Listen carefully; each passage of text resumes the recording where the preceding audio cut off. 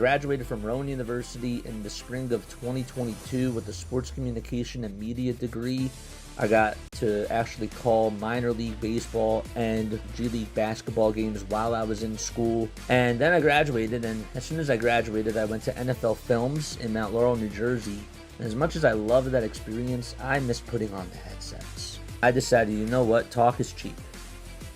I have a laptop that's in my house, and so 21 months later, here we are, still on YouTube, calling games and building an incredible, loving community on here with the people that I call my Philly freaks with a capital P and a capital H. We go live for every single Phillies, Sixers, and Eagles game, and we do it like old school radio play-by-play style. I'm Jason Joseph, and this is Play-by-Play with JJ. I showed a swung on barrel out to right field. Bye-bye baseball. That baby is long gone. Hello, there we are. What's going on, everybody? Hopefully you're all doing well and having yourselves a very fantastic day. My name is Jason Joseph. This is Play-by-Play with JJ. If you are new to the channel, hit the thumbs up button, hit that subscribe button as well, and turn on the notification bell icons too, and that way you will know when we do go live. We have a little bit of a different title tonight, but you know, for those of you that have been tuning on in, basically, I mean, everything's the same. Everything else is pretty much the same. For those of you that are new, we do like an old school radio play-by-play style of Sixers basketball, Eagles football, and Phillies baseball on this channel, and we do a lot of other baseball content when the MLB regular season is going on. So let's talk about the Philadelphia 76ers, though. So the 76ers tonight are taking on the Dallas Mavericks. They are playing out at American Airlines Stadium in Dallas. So this is a big game for the Sixers. This is a big game for Philadelphia because, yes, they had a nice win against the Memphis Grizzlies, and Ja Morant looked really, really good in that fourth quarter, and even in overtime, he played really well. But this is another game where you have the big three out there. You got Tyrese Maxey, VJ Edgecombe, Paul George, Dominic Barlow, and Joel Embiid as your starting five for tonight. And you just need to continue to develop that chemistry. The one thing that I really enjoyed from the last game is that I thought that Tyrese Maxey and Joel Embiid actually played really well off of each other, and they got really good chemistry. I liked the dribble handoffs that they were able to do. I thought that also you saw some more pick and roll action that was actually working out pretty well with Tyrese and with Joel too, and that's going to be something that I'm going to sort of look for in tonight's game as well. I just want to see how their chemistry continues to develop as the season goes on, and tonight in particular is just one of those nights where you really just want to try to see what they can do against a team that's without Kyrie Irving, a team that's missing some of their key players, and a guy in Cooper Flagg who's had a pretty good rookie season, and Anthony Davis, of course, as well. So I think that this is a nice little test for the Philadelphia 76ers, and if they can come out with a W tonight, that would be really nice just to see. I have to do something really quickly. I apologize about this. I will take the quality down to this. There we go. That's better. But I want to hear what your final score predictions are down below, and I want to just get your opinion on how you guys feel about the chemistry between Joel Embiid and Tyrese Maxey. What are your thoughts about that? Also, how do you feel about Adem Bona and Joel Embiid playing minutes together? Because I feel like that they've actually been doing pretty well overall as a little duo. And Nick Nurse has started to experiment that a little bit, and I really feel like that Joel Embiid has actually played a little bit better with Adem Bona out there by his side. Now, you might be wondering, well, JJ, I was tuning on into your very last game that you did against the Memphis Grizzlies, but you said that Andre Drummond should have played. And I still stand by what I said. I don't know why Andre Drummond did not play in that game, but I never said that I didn't like the two-man lineup between Adem Bona and Joel Embiid. As a matter of fact, I didn't even talk about it during the last game because there were other things that were on my mind even after the game was done. But yes, so the Sixers are looking to try to build off of a win that they had against Memphis and try to get their second win in a row. Let's talk a little bit more about this Dallas team. This Dallas team is 12-22 on the season. Really, ever since they played against the Sixers, they've only won one game. They are just 1-5 in their last 6 games. And they had a loss against the Portland Trailblazers. The one win that they had, of course, they ended up beating the Denver Nuggets, and they won by a point, and that was just an absolutely thrilling game. It was a game that just came down to the wire. But other than that, they lost to Golden State, they lost to Sacramento, and as we mentioned before, they lost to Portland. But do not take this team for granted. I think that this is more so of a trap. I don't want to say a trap game for the 76ers, but you know, this Dallas team can definitely put up points on the board. Jason Kidd is a very good coach. He's a very offensive-minded head coach. And if you leave guys wide open, they're going to make threes. And if the Sixers did exactly what they did against the Memphis Grizzlies in that first quarter, and even in the second quarter too, leaving guys wide open from three in the drop coverage that they had to try to defend, well, that's going to be a recipe for failure tonight, and you're not going to want to do that against a Dallas team who has a very high-powered offense. So, but yeah, let me know what your thoughts are down below on this game. Who is your standout player for tonight? I'm going to go, my game ball tonight is going to go to VJ Edgecombe. My last game ball ended up going to Joel Embiid, and that wasn't necessarily a bad pick. I did say that Joel Embiid was going to make a nice defensive play and that he was going to get over 30 points, and I was right about that. But the player of the game, the guy that really took on over in the fourth quarter and in overtime, that was VJ Edgecombe. Tyrese Maxey played well. Joel Embiid played well for the most part up until the very end, but they don't win that game without VJ Edgecombe. He was the most valuable player of that game. But I'm going to go with VJ tonight, and I think that he's going to have a very good night. But some people might say Paul George, maybe Paul George. You know, in the last game, I thought he actually got really good looks. I actually thought overall that the Philadelphia 76ers looked really good with their big three out there, and this was sort of like the most complete game that they've had playing together. I really feel that way. George, it felt like that the shots were balanced. And I want to see that sort of similarity in tonight's game where not one guy is taking too many shots, and you see really good shot distribution on the overall side of things. I want to see a balanced shot selection, and if Tyrese Maxey has the hot hand, though, then I do want him to shoot. But just heading on into this, I'd like to see guys get an even amount of shots distributed, but that can obviously change. It depends on how the game is being dictated. But I thought that there was a good balance of that. So, all right, well, let's say hi to everybody in the chat. Hello, David is here. What's up, David? This is Hey JJ, Happy New Year, and let's go 76ers. Yes, sir, David in the chat. All right, we have a little new thing over here. Once the game does start, you'll actually be able to see a little bit of a box score of how many points each player has for the 76ers.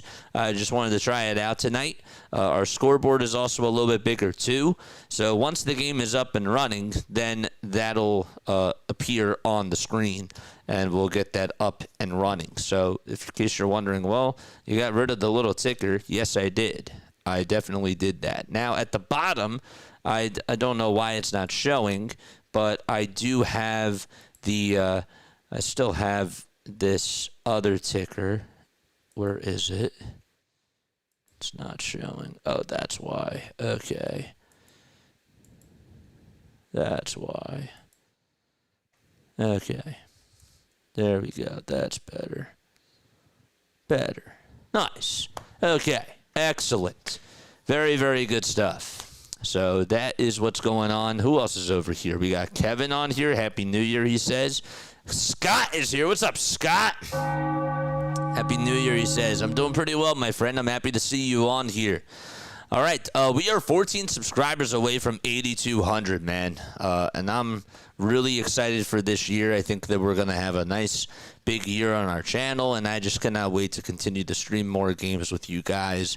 especially once we get more so towards the beginning of baseball season. It's going to be a lot of fun. It really is. All right, so we are almost ready to get things going. We should be ready in about 5 or 6 minutes or so. The teams are warming up on the court. You see Tyrese Maxey in his Sixers hoodie, taking some warm-up shots over towards the foul line. We have 4 other games, going on tonight. One of them is actually currently on right now. That's the Miami Heat. They are taking on the Detroit Pistons. It is 63-56, and there's 10.5 minutes to go in the third quarter. The Houston Rockets ended up winning against the Brooklyn Nets earlier today. 120-96 was the final score of that game. And then tonight at 10 o'clock, it'll be Boston taking on Sacramento, and Utah out in L.A. at the Intuit Dome taking on the L.A. Clippers. And those are all the scores around the NBA, and that is what's happening tonight. So, but yes, I think that one thing that the Philadelphia 76ers are going to have to do tonight is they're going to have to try to take Cooper Flagg out of the game. I really am just so curious to see how VJ Edgecombe does against Cooper Flagg and who outduels who, because this is a game where I feel like VJ Edgecombe can really make a statement against Cooper. And you know, you talk about a guy who was the number 1 overall pick. VJ, of course, was the 3rd pick of the draft. I think that there's going to be some extra juice in that building tonight, as there should be. You know, so that's sort of a storyline to keep in the back of your mind, too. Which rookie is going to win? Which rookie is going to outduel their opponent? So that's something I'm also very interested in figuring out tonight as well. So, to me, what I'm looking for in tonight's game, and again, comment down below on what you guys are looking for, but I want to see how the chemistry between Embiid, George, and Maxey continues to develop. I think that's thing number 1. Thing number 2, how does VJ Edgecombe do against Cooper Flagg? Can he outduel him? And number 3, I mean, can we just talk about how bad the defense was in the first half of the last game? Can the Philadelphia 76ers just not have a bad defensive quarter? It's going to be something that I do look for in tonight's game. And again, they've been missing Kelly Oubre and Trendon Watford for a little bit of time. I understand that those 2 guys are very valuable assets to them. They're athletic wings, they're playmakers, and those are guys that can get you 15 to 20 points a game. More so Kelly Oubre Jr., a guy that can really get you 20. But it's just, I'm curious to see how the offense looks, and I just want the defense to do its job. I don't want to see a bad quarter where Dallas is just shooting the lights out, and it's because the Sixers are giving up wide open looks. If they're contesting shots, then yes, you tip your cap to them, and you say, well, you made the shot. But I just want to see hands in the faces. I don't want to see the 76ers just getting beaten up on drop coverage. That's been really annoying to watch this year. It really has. So, but yes, who else is over here in the chat? Oh my goodness, this is a very interesting, and that is really cool. Thank you, man. I appreciate it. Happy New Year's is hardcore. I appreciate that. So many games mean something this weekend, so it's almost like a playoff weekend is hardcore for all. Yeah, it's that time of the year where, you know, like we're in January, and this is the big time for football. Then we get into March, and then that's all basketball and hockey when it comes to college sports there. And then you have the NBA playoffs and, of course, the beginning of the baseball season. So we're in that time where it's college football playoffs, middle of the basketball season, middle of the hockey season. And that's where we stand when it comes to our winter sports. And then the final week of the football season. So, yeah, okay. We are 14 subscribers away, by the way, from getting to the 8,200 marker. So if you have not done so already, please make sure you guys hit the thumbs up button and hit that subscribe button as well. And that way you will know when we do go live. It is 8:36 p.m. Eastern Time. Sixers and Mavericks should get started in about a couple of minutes or so. Anything on the Twitter space that I wanted to talk about before this game started, too. I'm just trying to check up and see if there's anything that one of the Sixers beat writers posted a little bit earlier today, and I can't really find much. I did see that somebody did say yesterday that Tyrese Maxey should be an all-star starter, and they were showing a highlight of him hitting a little step-back baseline jumper off of an off-balance shot. Joel Embiid set him a little pick, and I'll just tell you, Tyrese Maxey, again, what else is there to say? This guy is playing like an MVP caliber player. I don't think if the regular season were to end today, he would win the MVP. It would probably go to Shai Gilgeous-Alexander or even Nikola Jokic, but he is having just that type of a season where he is in the conversation. And you just go back to 2020 when he was drafted. I mean, he was taken as the 21st overall pick. And he was coming off the bench. Doc Rivers literally sat him for Game 7 of the playoffs against the Atlanta Hawks in his rookie season, and he was competing with Ben Simmons. It's just amazing how we are where we are with Tyrese Maxey. And this was a guy that shot 30% from three in college. He comes on into the NBA, he boosted up to 41%. And then he starts to get double-teamed a little bit more, and he's not just catching and shooting. Right now he's sort of being the Robin to Joel Embiid. And then he takes another step this year specifically, and now he's learning how to navigate through double teams. He's playing the best defense he's ever played. He's taking a good high-volume shots, a good high-volume amount of shots, and he's still the other thing that people don't talk about with Tyrese Maxey is that his turnovers are so low. When he was we praised him in his rookie season for him not turning the ball over that much. And he still doesn't do it, even with the efficiency and with the amount of times that he gets the ball and with the amount of shots that he takes. His usage rate is way up compared to his rookie season, and he still does not turn the ball over. We just take that for granted now. We don't necessarily look at Tyrese Maxey's whole journey and we think about how he got to where he is now. It's pretty remarkable when you really think about it. If the pandemic didn't happen, that guy would have went top 5. Easily would have went top 5. So, but yeah, happy New Year to everybody. Hopefully you're all doing well and having yourselves a very fantastic day. Oh man, I'm ready to get this game started. I think that this is one of those games where you just want to feel good. You want to feel good about yourselves. You want to go out there and you want to try to just clock in if you're Tyrese Maxey for 3 quarters and then just take the 4th quarter off. I don't know if it's going to get to that point, but that is sort of the ideal for the 76ers tonight, especially for Joel Embiid. It would be really nice to get him some rest for the 4th quarter. You have a game on Saturday that you play against the New York Knicks, and then you play Monday against the Denver Nuggets. So I think that when it comes to the 4th quarter for tonight, it'd be great if the 76ers were just blowing this Dallas team out. But maybe that might be too much to ask for. I don't know. I said that in the very last game, too. Excuse. Okay.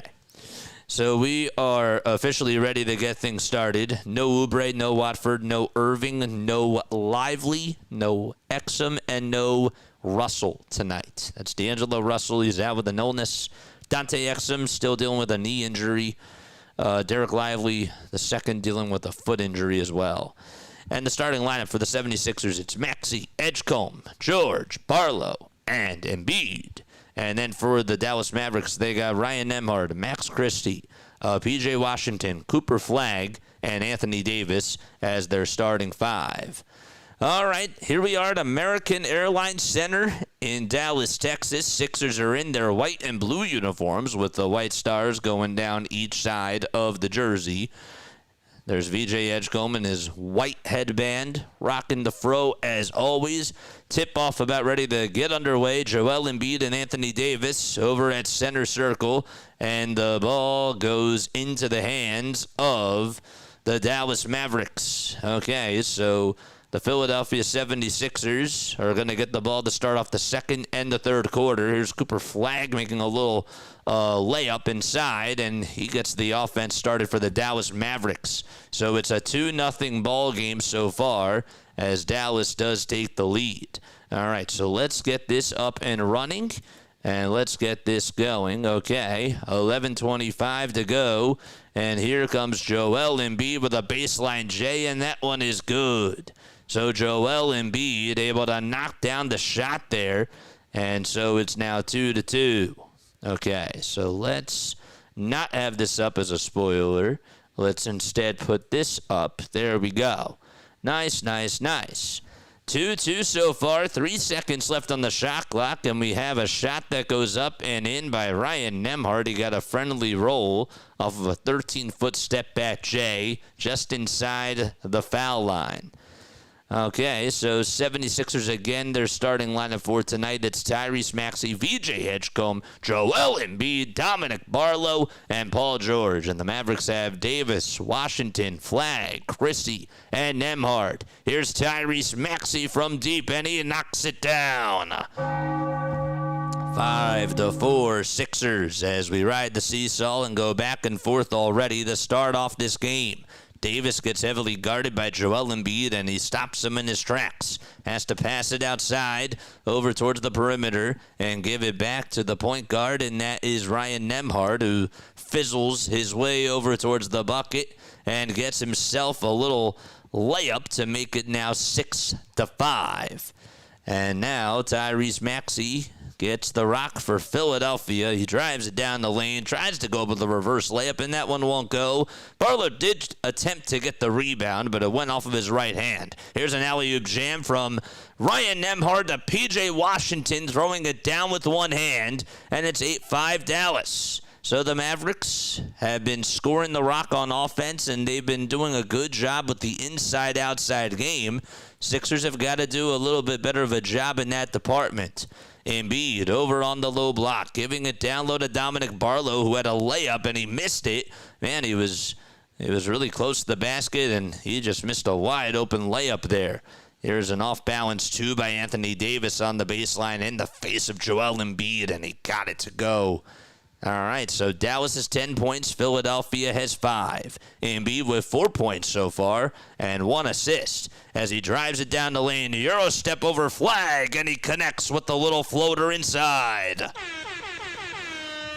Embiid had himself a very good game overall. In his last game that he played, he ended up putting up 34 points. That's now his second game in a row where he has scored over 30 points. There's a foul called over on the other side. It's going to be called on Dominic Barlow. It was a personal foul.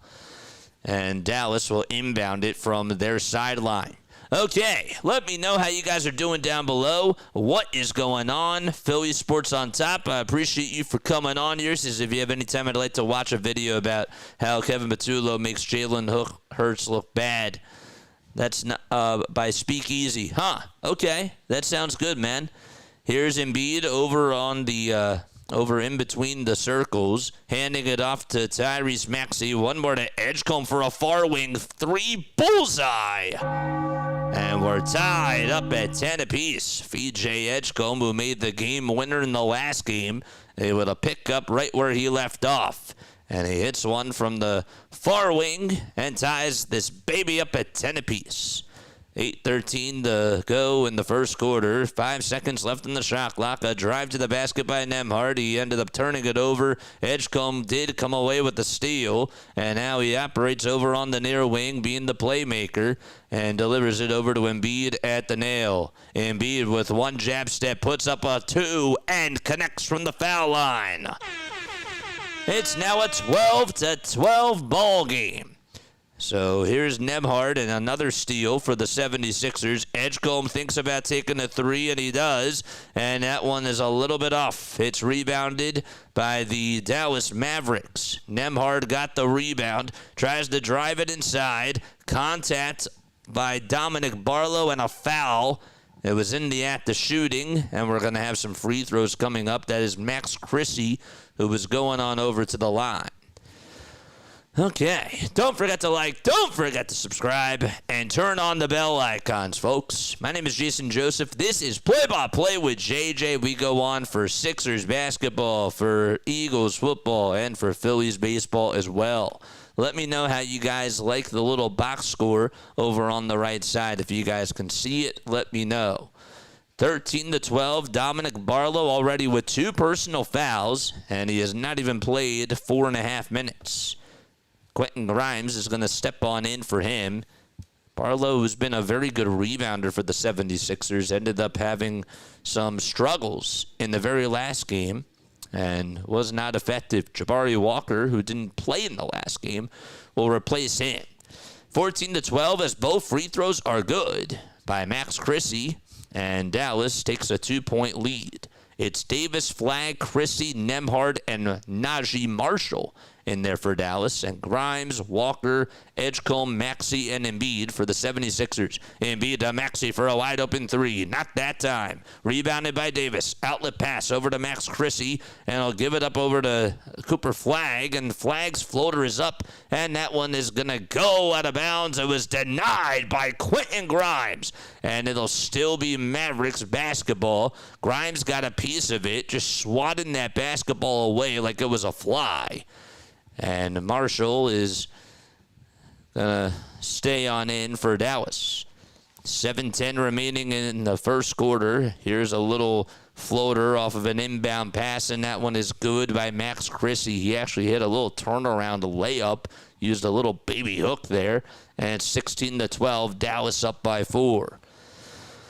Sixers could definitely use a defensive stop the next time that they're on defense. Embiid gets it down low on the block. Inside, outside, back to Maxey. Maxey steps back, lets it fly for 3. Not that time, and an offensive rebound by Grimes, but he gets called for a loose ball foul, pushing Max Christie, and he can't believe it.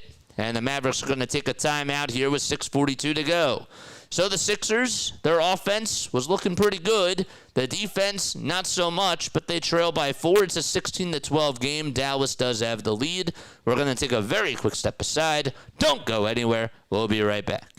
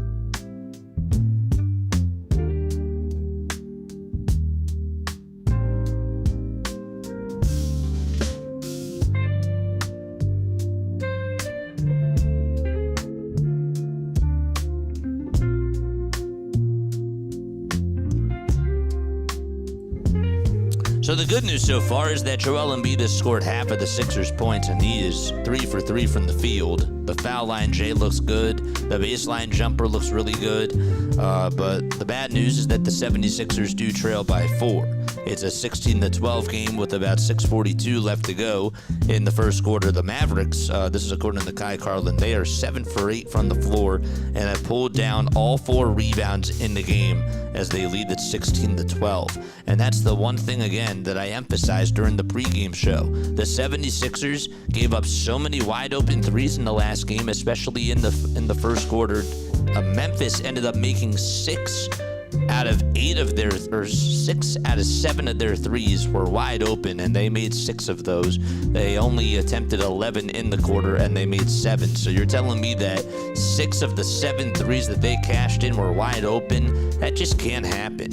And when you're playing against a team like Oklahoma City, or if you're going to go up against one of the top teams in basketball, you're going to get crushed. You really are. And that's just... And that's just being realistic. But I know that they're not playing Oklahoma City tonight, but they're going to have to try to do a good job at that as the season goes on, and I'd like to see that more so in this game. All right, so the Sixers are back in action. Andre Drummond, who sat out in the last game, is going to step on in for Joel Embiid. Dallas did take their first time out of the ball game.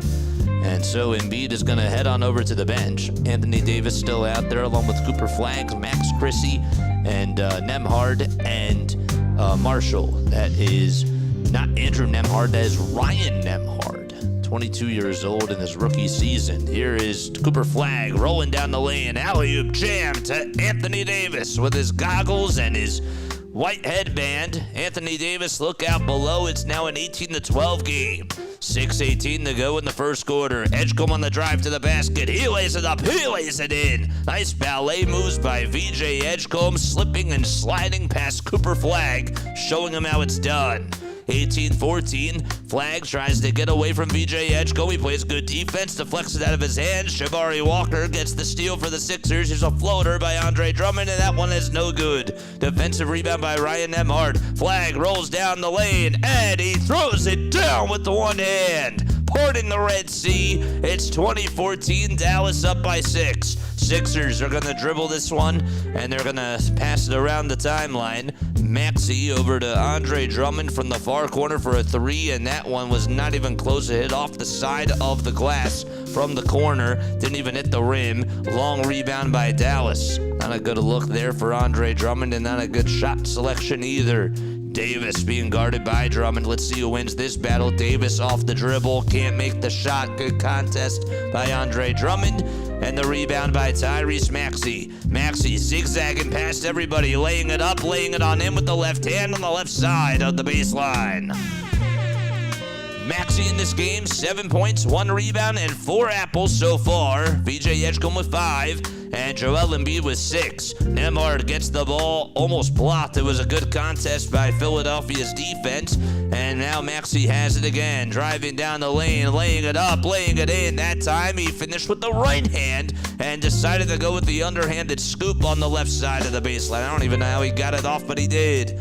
2018, Sixers only trail by 2, and 4.5 minutes left to go in quarter number 1. So the Sixers have Tyrese Maxey guarding Max Christie, and Christie somehow, some way, fizzles, razzles, and dazzles, and is able to put up a baby hook over Tyrese Maxey. That was like a 2K shot. Maxey played sensational defense there, and Max Christie still got the green light. All right, so here's Tyrese Maxey again, delivering it over to Edgecombe on the perimeter. Edgecombe takes it over to the foul line, takes a couple of jab steps, puts up a tough foul line jumper, and he hits that one over Nembhard. That was good defense, too. Everything's going on in, though, for the both of these teams. It's like a tennis game. This game is going back and forth. Both teams are scoring on offense. Christie delivering it outside of Cooper Flagg, going behind his back, taking a dribble, taking an elbow J, and he got it to go. And Jabari Walker put a hand in his face, and that one's going on in. 3.5 minutes left to go in the first quarter. It's like you can play good defense, but it doesn't matter. The ball's just going to find a way to get into the hoop. It's that type of a game so far. Jabari Walker with a 3. He airballed it. Drummond gets the offensive rebound. Edgecombe on the second try. He backpedals. Can't make the shot, though. And Anthony Davis, who tries to get the rebound. Well, we have a loose ball foul called on Ryan Nembhard for holding Andre Drummond. And therefore, it'll still be Sixers ball, and they'll get a new shot clock with 14 seconds to go on the shot clock, and 3:21 remaining in the first quarter. Man, hit that thumbs up button. Hit that subscribe button as well. Hey, JJ, your background music is still potted up. Still potted up?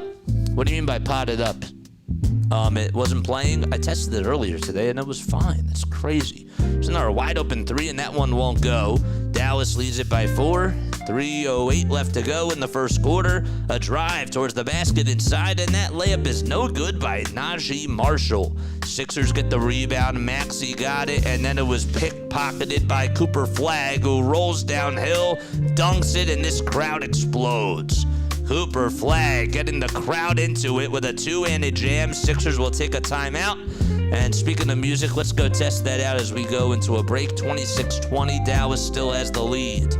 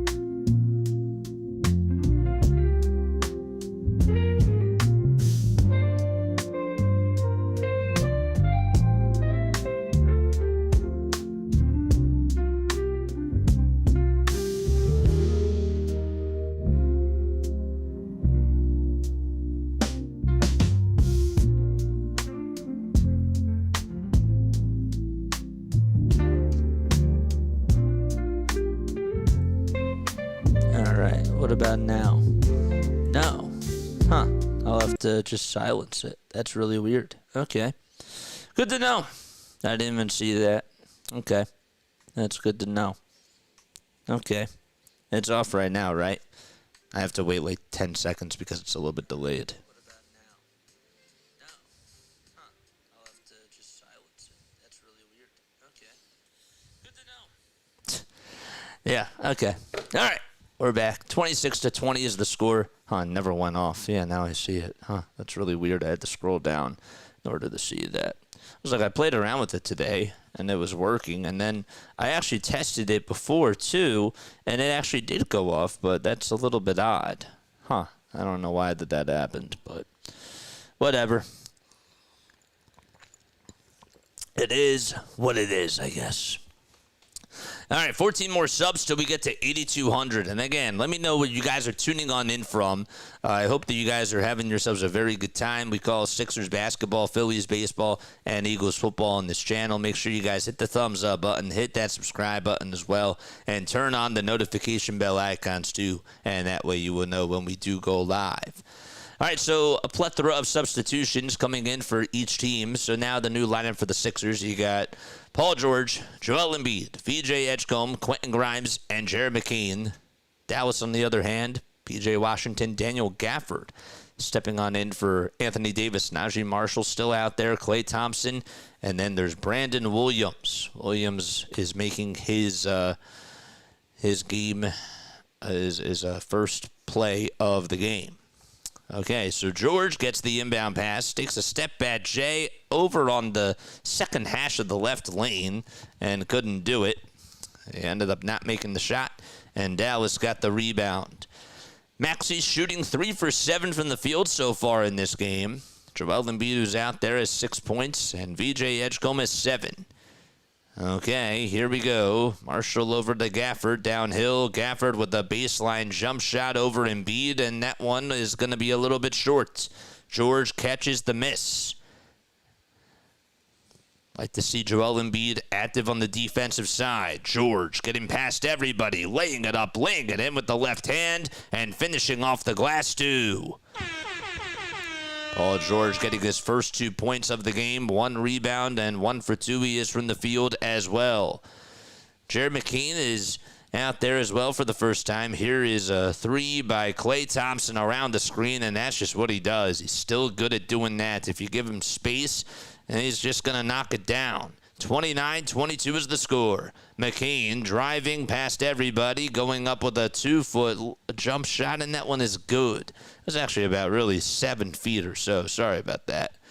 29-24, Dallas is up by 5. We have another shot that goes up, and that one is no good. PJ Washington tried to shoot it, and it was just a little bit strong there. McCain trying to hit a layup for the Sixers, and that one won't go. Sixers do get an offensive rebound, a kick out from George to Embiid for 3. Way too strong on that one, too. At the top of the key, fired it, and it was just way too much mustard. 1 minute to go as we end the first quarter here. Gafford dribbling around Embiid, trying to go with a baby hook, and Embiid got back on him and played good defense. Also got the rebound for Philadelphia, too. And we have a foul called over on the other side. Embiid is going to head to the line as Daniel Gafford was guilty for committing a shooting foul, and Joel Embiid is going to be the recipient of that. And we have some free throws coming on up. Yeah, I was checking my open tabs to see where the music was coming from. That's so funny. That is hilarious. Yeah, I don't know. That's kind of odd. I'll have to play around with that. If I go to properties, show nothing when playback, close file when inactive. No, that didn't work. Okay, well, I'll have to do it later. Okay. 29-25 is the score. So Joel Embiid ended up making 1 foul shot. It was the second free throw. And here comes Brandon Williams with a layup over on the other side, and that now makes it 31-25. Embiid with a foul line J for the 76ers, and that one won't go. It's rebounded by P.J. Washington for the Dallas Mavericks.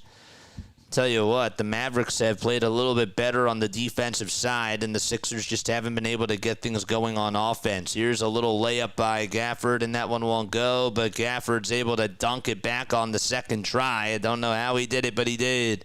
13 seconds left in the first quarter. The shot clock is unplugged. Paul George wants to ISO. Takes it to the Toyota sign. Now backs up over towards the logo. Crosses over with the left hand. Drives it down the lane. Spins, turns, tries to bank it in at the buzzer, and he does. Paul George with a buzzer beater. Able to get down to his right spot that he wanted to get to, and just able to angle it perfectly. Sixers do trail by 6, though. They're a little bit behind the 8-ball, and we'll see how they do in the second quarter. But it's a 33-27 game. We'll be right back. Don't go anywhere.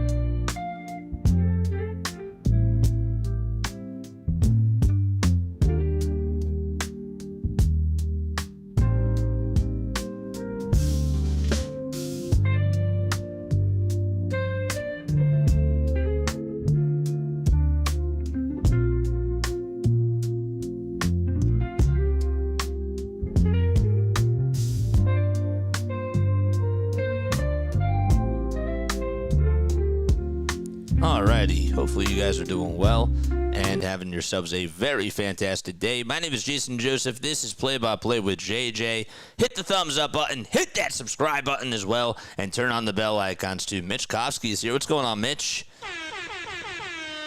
Mitch, drop your link down below, man.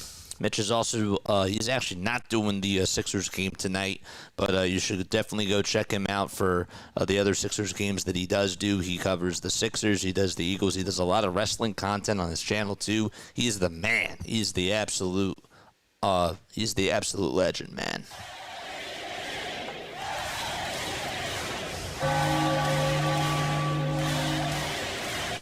All right, here we go. So the Philadelphia 76ers back in action.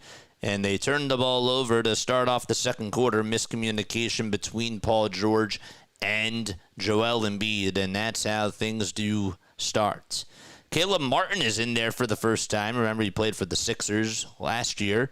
Ended up making that, he had that one game where he had 7 threes on Christmas Day against the Boston Celtics, 35-27, as Klay Thompson ends up making a little layup. So here we go. For Philadelphia, they're down by 8. George with a step-back 3 off the near wing, and that one won't go. Houston, Texas, Davis here. How are you, my friend? We'll take it, close that little gap. Nice. 35-29 as Paul George ends up making a shot on the other side. And the Sixers have got to get back on defense. Thompson with some space, launches a 3. No. Rebounded by Jared McCain. Davis did volleyball it, but McCain got the rebound. And we have another foul called. It's going to go against Dallas there. And it'll be on Caleb Martin himself. Okay, 76ers looked a little bit flat on offense to start off the second quarter with their first two possessions, but we'll see how that continues to go as the quarter continues. Embiid will inbound it over to Tyrese Maxey, dribbling with the left hand, taking it past half court, and now handing it off to Embiid, and Embiid threw it back over to Tyrese Maxey. Didn't want to take the shot there. Maxey to Embiid. Embiid gets double teamed, puts up a tough two. He got it to go and one. Oh my goodness. Joel Embiid still able to just get defenders on skates, getting them to buy into pump fakes. And Daniel Gafford, who has really struggled against Joel throughout his career, is going to be guilty for committing a shooting foul, and Joel's going to go to the line for one more. Maxey already up to 5 assists in this game, too. That is something definitely worth noting. Embiid at 9 points. He's 4 for 6 shooting-wise in tonight's game. The lineup for the Sixers, it's PG, Embiid, Maxey, Grimes, and McCain. All right. Embiid at the line, taking about 2 dribbles. He puts it up, and he gets the friendly roll. Excellent. There we go. Okay, so the Sixers do trail by 3. Oh, man. There's Caleb Martin on a little bounce pass that goes over to Max Christie.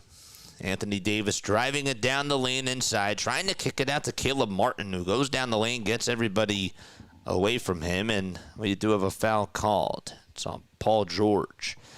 Looked like Martin was just trying to get a little bit of some space. He went underneath the baseline, and he got everybody on a pump fake, and then George just made a little bit of contact with him. That's what it was. Okay.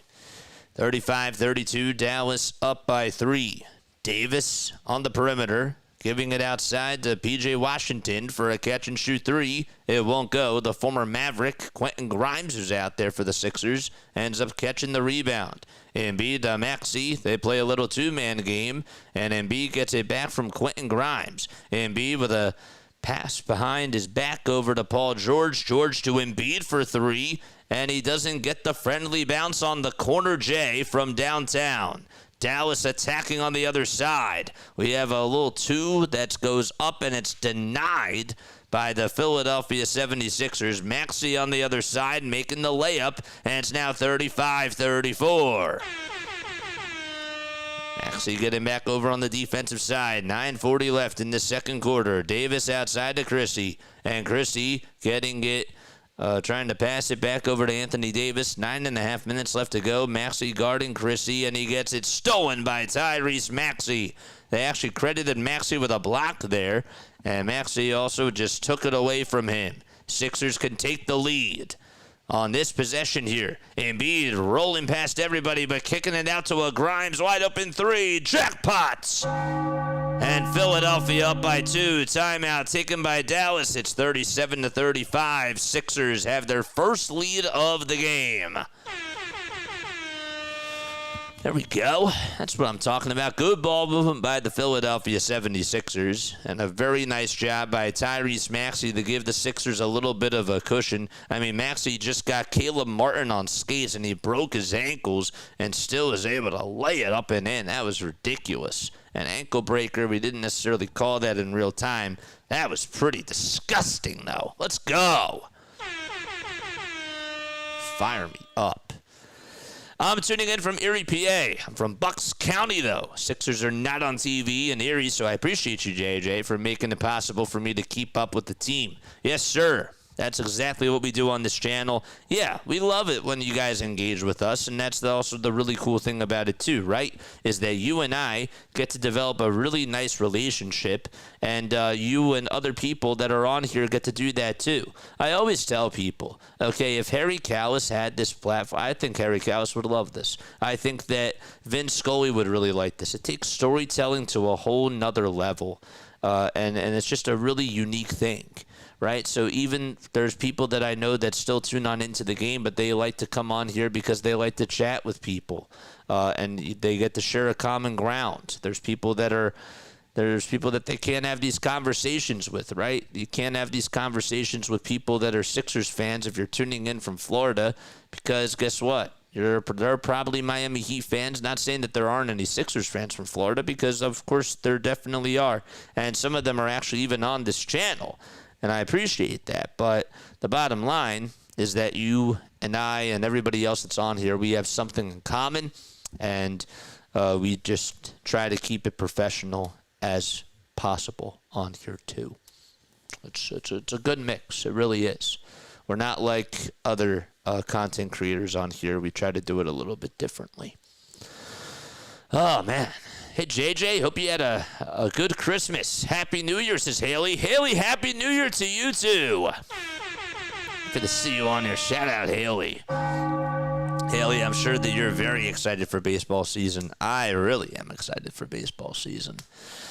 It can wait a little bit, though, for me. It's going to be a very busy end of February, and March is going to be crazy. It's going to be absolutely awesome. I'm excited about that. We just have basketball and football to get us through in the meantime. But, yeah, baseball, it's going to be here right before you know it. And it's going to be a very big season for baseball. I'm excited about that. That was an absolute dime by Joel. It was a nice pass. What's up, JC? How are you? Yeah, it's like a virtual bar room. Yeah, that's actually a really good way to put it. I like that. It is. It's a virtual bar room, and you still get a good. I'd still think it's a pretty good quality play-by-play. All righty. Cooper Flagg is going to enter on in for P.J. Washington, and Ryan Nembhard is back in for Brandon Williams. Thompson on the drive to the basket, laying it up, laying it in, underhanded scoop on the right side of the baseline, and we're tied up at 37 apiece. Here's Maxey from long distance, off the dribble, puts up a three, got it to go. Tyrese Maxey from Damian Lillard range. Hitting a big-time three to give the Sixers the lead back, 40-37. Sixers in the driver's seat right now. So George, Embiid, Maxey, Grimes, and McCain are all out there for the 76ers. Davis trying to get past Joel Embiid over on the baseline, but he throws it away. It's intercepted by Jared McCain. Davis looking to try to pass it to Cooper Flagg. It did not work. Here's a little two over by the right side of the lane. That one's no good by Paul George. He grabs his own rebound, goes back up with it, and he's fouled. So Paul George will head to the line, and he'll shoot a pair of foul shots. And Anthony Davis is the one who's guilty for committing the foul. Paul George has been a very good foul shooter throughout his career. At the age of 35 years old, well, this year averaging 16 points per game, 5.5 rebounds, and a little bit under 3.5 assists per game as well. This year, though, at the foul line, well, he's shooting 88%. His highest percentage that he had was 90.7%, and that was in his last season with the LA Clippers. He's 85.5% career foul shooter, though. And so here is both free throws. The first one goes in, and so does foul shot number 2. 42-37, Flagg on the drive to the basket, tries to kick it out, and it's intercepted by the Philadelphia 76ers. Tyrese Maxey got the steal. Maxey to George. George rolling down the lane. Look out below for Paul George. He flew it down and was able to just take it off in flight mode, and a timeout taken by Dallas. An exclamation point by PG. Oh, George just getting past everybody. He says to Cooper Flagg, you may have had an explosive dunk, but I can still do that too. I'm still explosive myself. A right-handed sledgehammer by Paul George, and he gets high fives from Jared McCain and Joel Embiid, and he goes back to the sideline as the timeout is called. That was disgusting. Oh, that was great. That was awesome. I saw the MLB notification on my phone earlier, and I just knew it would be where Imani was going, but didn't expect the Astros, says Philly Sports on top. Tell you what, the Astros definitely got better. I was thinking that they were going to get something. I really was. But that was a good move for them. It really was. Oh, man. Sixers, last time that they played against Dallas, they ended up winning 121-114. It was a back-to-back. and they're looking to try to sweep them out. This is the final game that they play against the Dallas Mavericks this year. They currently lead at 44-37. All right, chat, I need your help with something. I need you to talk to me, okay? So I really want to know. Tyrese Maxey is 12. Embiid is 10. George is 10. By the end of the game, we're gonna go in order. How many points does Tyrese Maxey have? By the end of this game, how many points does Tyrese Maxey have? I'm going to say 32. I'm going to go 32 with Tyrese Maxey. How many points for Maxey? How many points for Embiid? Embiid, I'll say 25. And how many points for Paul George? Paul George, I think, gets 20. So I'm going to say 32 for Tyrese Maxey, 25 for Embiid, and 22 for Paul George. That's what I'm going to go with. Hardcore says 29, and that's for Tyrese Maxey. Okay. We'll see who's right. We'll see who is right. Max Christie's going to enter on in for Klay Thompson. It's a 44-37 game, as the Sixers do have the lead. It's 9:18 p.m. Eastern Time. Haley says, what did Haley say? Sorry, I thought that they would try to pick up Ranger. Yeah, I hear you. Yeah, maybe there's a chance he can come back. Maybe I'm just open. I don't know. But yeah, 23 points for Embiid, 17 for Paul George. All right, so we're back out of the timeouts. Jared McCain commits a personal foul already as Christie inbounded the ball over to Klay Thompson. 44-37, and they're just going to have to inbound it again. Sixers have outscored Dallas 17-4 in the second quarter. That's really important to mention, and I haven't necessarily done that. Christie gets the inbound pass, gets some space, puts up a three, and that one won't go. Quentin Grimes climbing the ladder for the Philadelphia 76ers, conducting the tempo for Philadelphia 2. Gets a screen set by Embiid. Decides not to use it, but we have a personal foul on Cooper Flagg. And the Sixers will have to re-inbound the basketball again. Sixers have only committed 2 fouls in this second quarter, and Dallas, well, that's their 4th. They've got to be careful. Sixers, of course, want to try to take advantage of that. Embiid inbounds it over to Maxey, and Tyrese Maxey gives it back to Joel. Embiid off the dribble, passing it back to Maxey. 5 seconds left on the shot clock. Maxey working around in the bead screen, dribbling down the lane, kicking it out to Grimes for a catch-and-shoot 3. And that one is not going to go. It bounced about 3 times, and it still couldn't go down in. It's rebounded by Dallas. And here comes Cooper Flagg, all out there for them as their starting 5. Davis with a baby hook over Embiid. Oh, my goodness. Anthony Davis still has it. I mean, my gosh, 4 points, but he's made some really tough hook shots. Embiid to Maxey, and Maxey gives it back to Joel over on the post. Inside, outside to Maxey again for another 3. No, and Paul George, who tried to get the rebound, got fouled by Cooper Flagg, and that is going to be another foul on Dallas. And one more, and that's going to put them in the bonus. Oh, man. 44 points for the 76ers, who, by the way, are 8-6 on the road.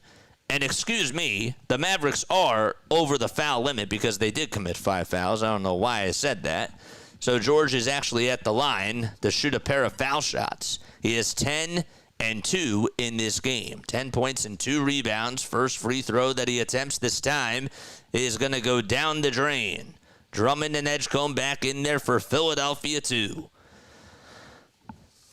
Played almost half of the second quarter. Tell you what, the Sixers' offense and their defense have been really good. They're doing a good job out in transition. They're beating everybody to the punch down the field, and they're taking care of the basketball. Foul shot number 2 by George. That one is a swisher. Excellent. It's 46-39, Philadelphia. has a little cushion right now. 6 minutes to go. Nembhard off the dribble, handing it off to Najee Marshall, who gets some space but tries to pass it, and then Maxey deflects it, and it goes out of bounds over towards the other side of the sideline. Actually went over towards the near side. And Maxey was on the far side there. I meant the Astros as a replacement for Valdez. Hopefully, wherever he goes, he's at least healthy. No, I hear you. Here's a little step back three that's up and good by Max Christie. And that now makes it 46-42. That is the score of this game. Got to refresh the page. Sorry about that. So we're going to do that right now. And same thing with the scoreboard over here. Don't know why it's showing up like that. That's a little bit odd. But I'm going to refresh it right now. We have a foul on Max Christie. So Christie ends up making the three. And then he fouled Maxey, and Maxey is good as gold.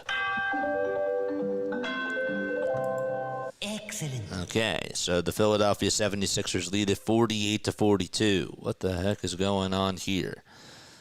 All right, 5.5 minutes left to go in this second quarter, and here is another foul. That's going to go against the Philadelphia 76ers. 48-42. Why is this not refreshing? 5:26 left to go, yeah. 6 left to go, yeah. So Grimes committed a shooting foul, and that's why there is a stoppage in play. And we're going to have some more free throws coming up for the Mavericks. There we go. I refreshed it again, and now it should be good. Anthony Davis is going to go to the line. Davis in tonight's game, 7 points, 3 for 5 shooting-wise from the field, 2 boards, and 1 assist as well. Max Christie gave him 11 points. This guy has averaged 11.8 points per game this year. In his last game, though, only had 25. So he's been starting to really feel himself. He has hit, before tonight, he hit 8 of his last 13 threes. He's a very good high-volume shooter, and he ends up having himself quite a good first half. It's a 48-43 game as Anthony Davis misses the second foul shot. Andre Drummond catches his miss. Drummond on the other side takes it down low and turns it over. We have an offensive foul called on Andre Drummond. His defender's feet were set. Was set there. And that ends up not looking good for Philadelphia. 13 more subscribers until we get to the 8,200 marker. Sixers do not have a foul to give. 5:10 to go in quarter number 2. Here we go. Cooper Flagg ready to try to hand it off to somebody, but actually he takes it himself. He's going to get a little bit of space and shoot the three, and an offensive rebound by Davis, but he got pushed by Andre Drummond to the ground. Darn it. Come on. They just, some of these fouls are just bad. Can't get into their own heads. Really can't. 4:58 left to go in the second quarter. Our next Sixers game that we're going to do is going to be on Saturday. Then we got an Eagles game on Sunday and another Sixers game on Monday.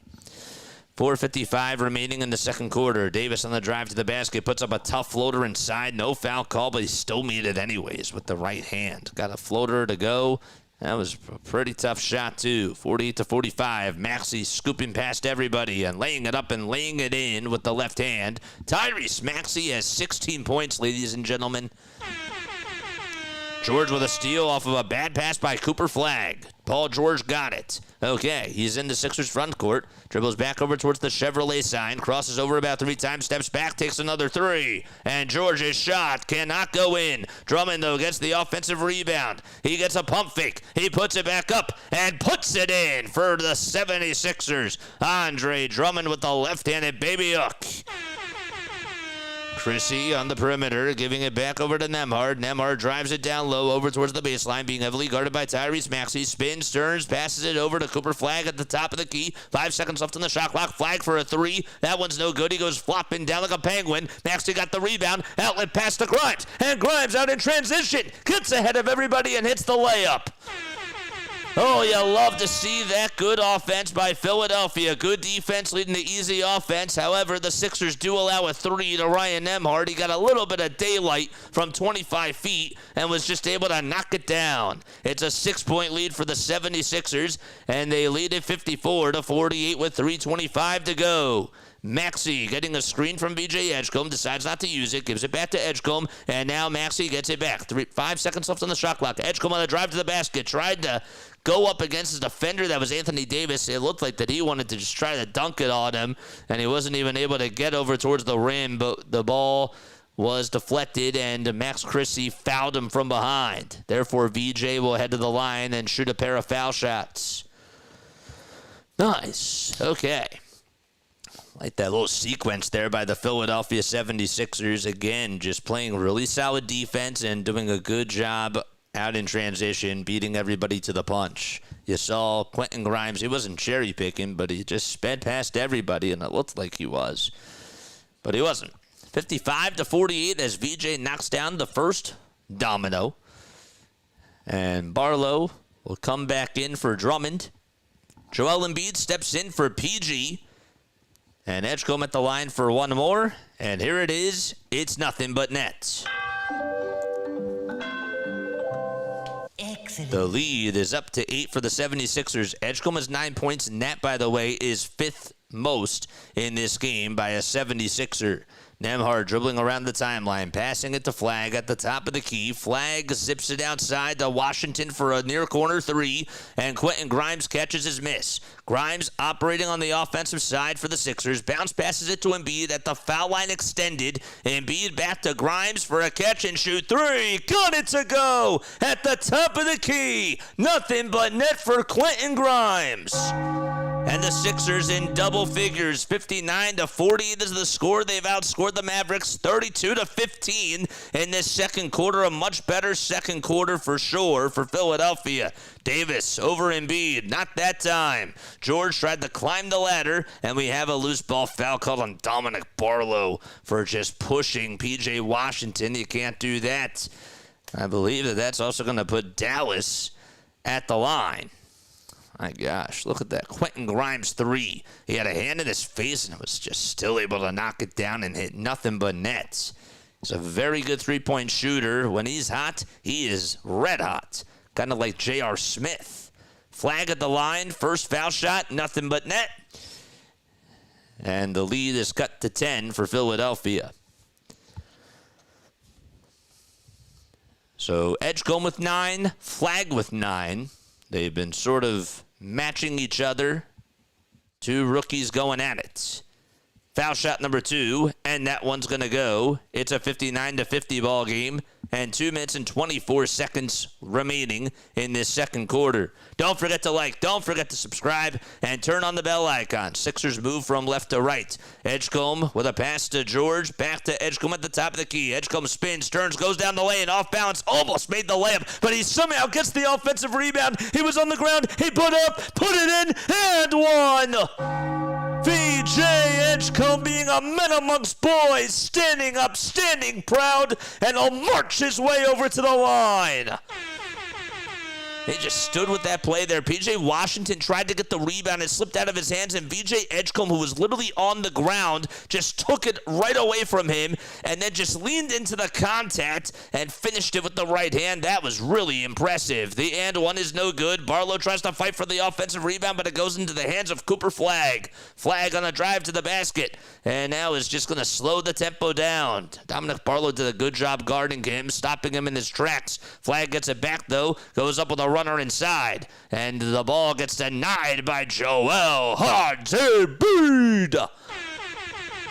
And it goes out of bounds, too. Mavericks are still going to have possession. Not a lot of time left, though, on the shot clock. Joel Embiid with the beautiful rejection. 13 seconds left on the shot clock. And Davis gets the inbound pass on the foul line extended. He's being guarded by Barlow. Has to pass it out of the double team. They swing the hot potato around. Nembhard over on the left wing. Puts up a 2. Got it to go. It was an elbow J. And he got to his spot off the dribble. Took about two steps or so. And was able to make the little mid-range J. Sixers lead is down to 9. There's 90 seconds to go in this first half. Inside, outside from Embiid to Maxey, and now Embiid gets it back, and Embiid initiates the contact. He's fouled on the baseline in the act of shooting by Anthony Davis. He goes down, and Tyrese Maxey has to pick him right back up. Tyrese Maxey lifting 280 pounds. He says, yep, thank you very, very much. Nice. By the way, the Miami Heat just won their game 118-112 out in Detroit against Cade Cunningham and the Pistons. The first free throw by Joel is good, and the Sixers have 62 points in this first half. Dembona will sub on in for Dominic Barlow. We've seen this too big lineup for the Philadelphia 76ers, and it's actually worked out pretty well. Nick Nurse has tended to do that more so towards the end of the second quarter and the beginning of the third quarter. 1:24 left in the second quarter. Embiid takes 2 dribbles, drains the second foul shot, and the Sixers go back up by 11. Excellent. It's a 63-52 ball game. The 76ers have only missed 8 field goals in this quarter. They're 11 for 19. That's pretty good. Washington on the drive to the basket, and he lakes the layup off the assist by Cooper Flagg, and Embiid fouls him. That's just the second personal foul on Embiid. But we'll have an old-fashioned three-point play as Washington will make his way back to the line and try to earn his 5th point of the game. Maxey has a game-high 16. Embiid in second place with 12. And then Edgecombe has 11. Paul George also has 11 in this one, too. Sorry, he has 12. He's tied with Joel Embiid. He's not out there right now. The second foul shot is good. And the lead is down to 8 for Philadelphia. It's 9:34 p.m. Eastern Time. We have 1 minute and 5 seconds remaining in this first half. Embiid gets it on the block. He's going to try to take on Anthony Davis here. Gets past him and still is able to dunk it on home. I mean, the footwork is very impressive for Embiid. He's just able to still put on the moves against Anthony Davis.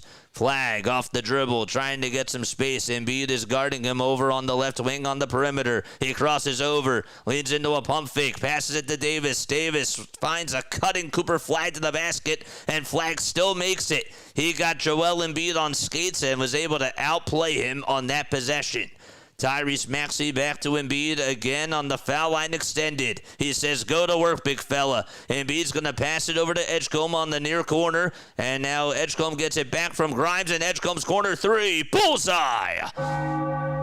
Sixers now lead it by 11. VJ Edgecombe can't leave him wide open for a 3. He'll drain those. That was nothing but net. About 3 seconds differentiating the shot clock from the game clock. All eyes on Cooper Flagg, who crosses over about 3 times and now 4 times. And Quentin Grimes is guarding him. The shot clock is winding down to 5 seconds. Grimes still on Cooper Flagg, and he puts up a long 2. That was great defense, but the ball goes out of Tyrese Maxey's hands. He tried to swat it away. He was way off balance. 1.8 seconds are left on the game clock, and the shot clock, therefore, is unplugged. Klay Thompson's going to go out there for P.J. Washington to provide some perimeter shooting for the Dallas Mavericks. Actually went off of Maxey's hand, and then it hit off of VJ Edgecombe's left shoulder. Okay, it's a 68-57 game. Dallas will inbound it from their baseline. And Paul George will... Before that occurs, Paul George will come back in for defensive purposes. There he is hugging Klay Thompson.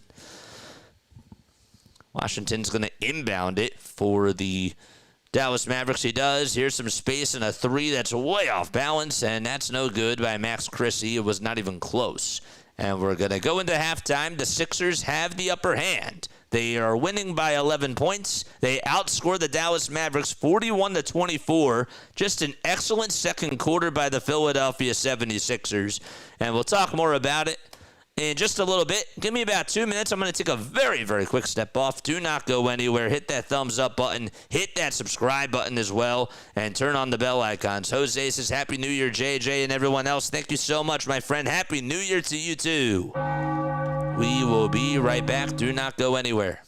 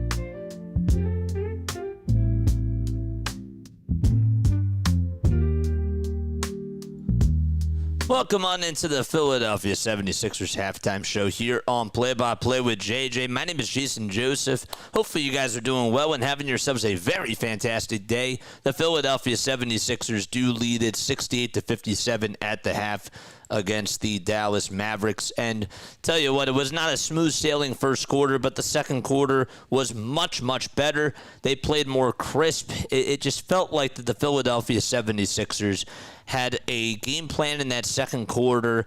They were on a mission. They did a very good job out in transition, and I just felt like that they played very mean defense. That was something that I sort of noted down in my notes, that the defense looked very mean out there. It was physical. It was a lot of blitzing, and I just felt like that overall, Cooper Flagg, you know, he got some of his points, but the Sixers just overall played good defense. I saw Joel Embiid actually doing a really good job against Anthony Davis. Davis in this game has 9 points, but a lot of the shots that he's attempted, he hasn't really gotten any sort of wide open looks and not a lot of dunks for him. So I think that the game plan against him has worked out really well. Cooper Flagg has had to take a couple of jump shots. We did see early on in the first quarter that the 76ers gave him a lot of space to do whatever the heck he wanted to. But overall, I've been very impressed, especially in that second quarter, with how the Philadelphia 76ers just defended and played a very good brand of basketball out in transition. A lot of times what we're seeing is a lot of drop coverage, and then that's just how the game is gone now. It really is. But, we do continue to see that in this game, but the 76ers have just not done a very good job defending drop coverage, and it just felt like in that second quarter they did. I really thought that they played a very good team defense. You saw some individual plays, too. Tyrese Maxey had a couple of picks or a couple of deflections. Paul George playing some good individual defense as well. But guys were also rotating. It just felt like that they were staying on their man, and they were sort of like glue out there. There were a couple of times where, Dallas had a couple of open looks, but not really many. And when they did get open looks, a lot of the times they ended up missing some of their shots. So I was really impressed about that in the second quarter. The other big takeaway that I have from that first half is just VJ Edgecombe playing a very good brand of basketball too. The shot distribution has looked really good. Paul George had a couple of really nice makes. He is 0 for 2 from 3. Hopefully that does get better, but some of the moves that he had were just absolutely ridiculous, and it just seems like that he's fitting in really well. I like how the big three is done today. Again, equal amount of shots distributed, 8 shots for Paul George, 8 shots for Embiid, 11 shots for Maxey, 8 shots for Edgecombe. It's a balanced offense, and that is scary. If that can continue to work out, look out for the 76ers. I know it's only 2 games, but it's really only 1.5 games right now. But very good volume shooting for those 4 guys. Everyone's getting their touches. Not one person is dominating, and they're playing team basketball. That's what we want. They're 6 for 9. The funny part is that the 76ers are 6 for 19 from 3. But the reason why they're up in this game, yes, they've been getting rebounds. They've been out rebounding the Dallas Mavericks 21-16. But they're also forcing a lot of turnovers. Tyrese Maxey and Paul George and VJ Edgecombe in particular doing a good job recognizing what play is coming from Dallas and where the ball is going to go. And the IQ seems to really be working. And I think that is also a credit to the head coach. Can't believe I'm saying this, but the rotations have looked really good. I got to call it like it is. I like the 2-man lineup with Adem Bona and Joel Embiid. I like the 2 big lineup. It's been working. And when Joel Embiid needs a little bit of a breather so that way he can focus more on offense, they put Adem Bona out there with him, and I think that that's not a bad thing for a couple of minutes. I really don't. What else? What else did I like? A lot of points in the paint. And because the three's not falling, they're making layups. They're making very tough contested shots. VJ Edgecombe had this one play in that second quarter where he went flying to the rack. He missed the layup. But then when he went on the ground, he grabbed his own miss and then just was somehow able to put it up and in from the ground. It was ridiculous. He got up a little bit, but still initiated the contact, had the little and one. Just good English off the backboard. He's special. He is balling right now, and it is an absolute joy to watch. I don't care who it's against. I don't care if the Dallas Mavericks are 12-22. I said it before during the pregame show that you cannot sleep on this Dallas team. Have they lost a lot of their last 7 games? Yes. 6 of their last 7? Yes. They still put up a lot of points on offense. But the Sixers did a much better job. I want to hear your thoughts. I do. I want to hear your thoughts about this game. And where do you stand on how this first half went? If you were to give a letter grade for how the first half went, I want a letter grade and a word. One word to describe that first half and a letter grade for the first half. My word for the first half is balanced. Balanced offense from the big four, if you will. Edgecombe, Embiid, George, and Maxey. It's good. And my letter grade, I'm going to go B+. I'll go with a solid B+. I would say D- in the first half, in the first quarter, and then I would go A- in the second quarter. I would actually bring it up to an A. That was a good second quarter. But that's where I stand. All the sirens. Yeah, there's nothing I can do about that. It is what it is. Yeah. But, yeah, I want to hear what you guys have to say about that first half. I think that was a very impressive second quarter. Something else that we really didn't touch up on in that second quarter, then, of course, we have to start off the third. I know that. Tyrese Maxey's just doing his thing. This guy is finishing with tough layups. He had a couple of threes. One of them was from Damian Lillard range.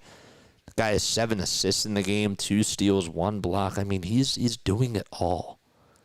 What else do you want this guy to do? Do you also realize that he's only turned the ball over once? The amount of turnovers that this guy has had this year, it is just so impressive. This guy leads the league in minutes per game. This guy has played almost every game this year. He's averaging 30.8 points. He's 8th in the league in assists.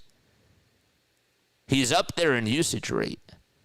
And you're telling me that he's only averaging 2.3 he only averaged 2.3 turnovers per game in December and played on average 38 minutes. That's almost unheard of. That's really good. Dominant. Just turned 25 in November. Don't forget to like, don't forget to subscribe, and turn on the bell icons, folks. It's a 68-57 game as we go into the second half. Adjustments. What are the Sixers going to have to do in the second half? I still want them to be physical with Anthony Davis. I think that Joel Embiid is living up to the task of guarding him, and I do not want to see him go off. Yes, he's going to make some tough jumpers, but if we have to settle for tough jumpers, that's okay with me. I'd rather have Cooper Flagg go off than Anthony Davis. I also want to see Paul George guarding Cooper Flagg a little bit more. You saw Embiid go up against him at times, and that was not working out. Embiid has been doing a really good job on Anthony Davis, and I want him to pretty much stay on him. And then I want to see, even when they're switching, I still would like to see Paul George stay on his man. The one thing that Paul George does a very good job at that we don't always talk about, he's one of the best guys in the league at fighting through screens on defense. How he's able to stay on defenders when a screen is coming, he still is able to lock down the ball handler. I don't know how he does it, but that's just one of the main reasons why he's a great defensive player. He could still do that at a very high level. But second half, they got to still play very strong against Anthony Davis. In the second half in particular, I want to see the Sixers do a little bit better with the rebounding. They need to box out.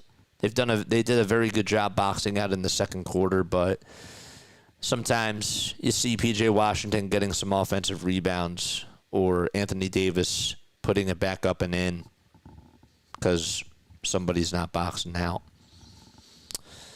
That's it, though. They're getting good looks. I just think that the adjustment needs to be box out a little bit more. Still have a good game plan against Anthony Davis. and just keep the tempo going.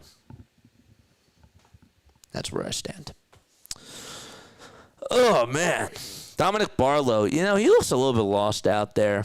Over the last couple of games, I'm not ready to pull the plug with him and put him on the bench, but he hasn't been as effective, and hopefully that'll change. All right, we're ready to start off the third quarter. Sixers get the ball first because they did not win the jump ball. Paul George gets a turnaround baseline jump shot, not able to go. Yeah, the look, just could not cash it on in. Flagg got the rebound. Outlet pass over to Nembhard on the opposite side of the wing. The Dallas Mavericks moving from left to right. Sixers, of course, going from right to left in their white and blue uniforms with the blue stars, or the white stars, that is, going down each side. A missed jump shot by Dallas, and Philadelphia gets another board. Good job by VJ to be active on the glass. Maxey working around the screen, and finds Embiid at the top of the key for a tray, and he won't get that one to fall. Cooper Flagg snags his miss, and Dallas trying to take advantage on the other side. Washington, Eurostep going down the lane, and he draws the contact from Paul George, and he'll head to the line. Maxey with 16 points, Edgecombe with 14, Embiid with 14, and George with 12.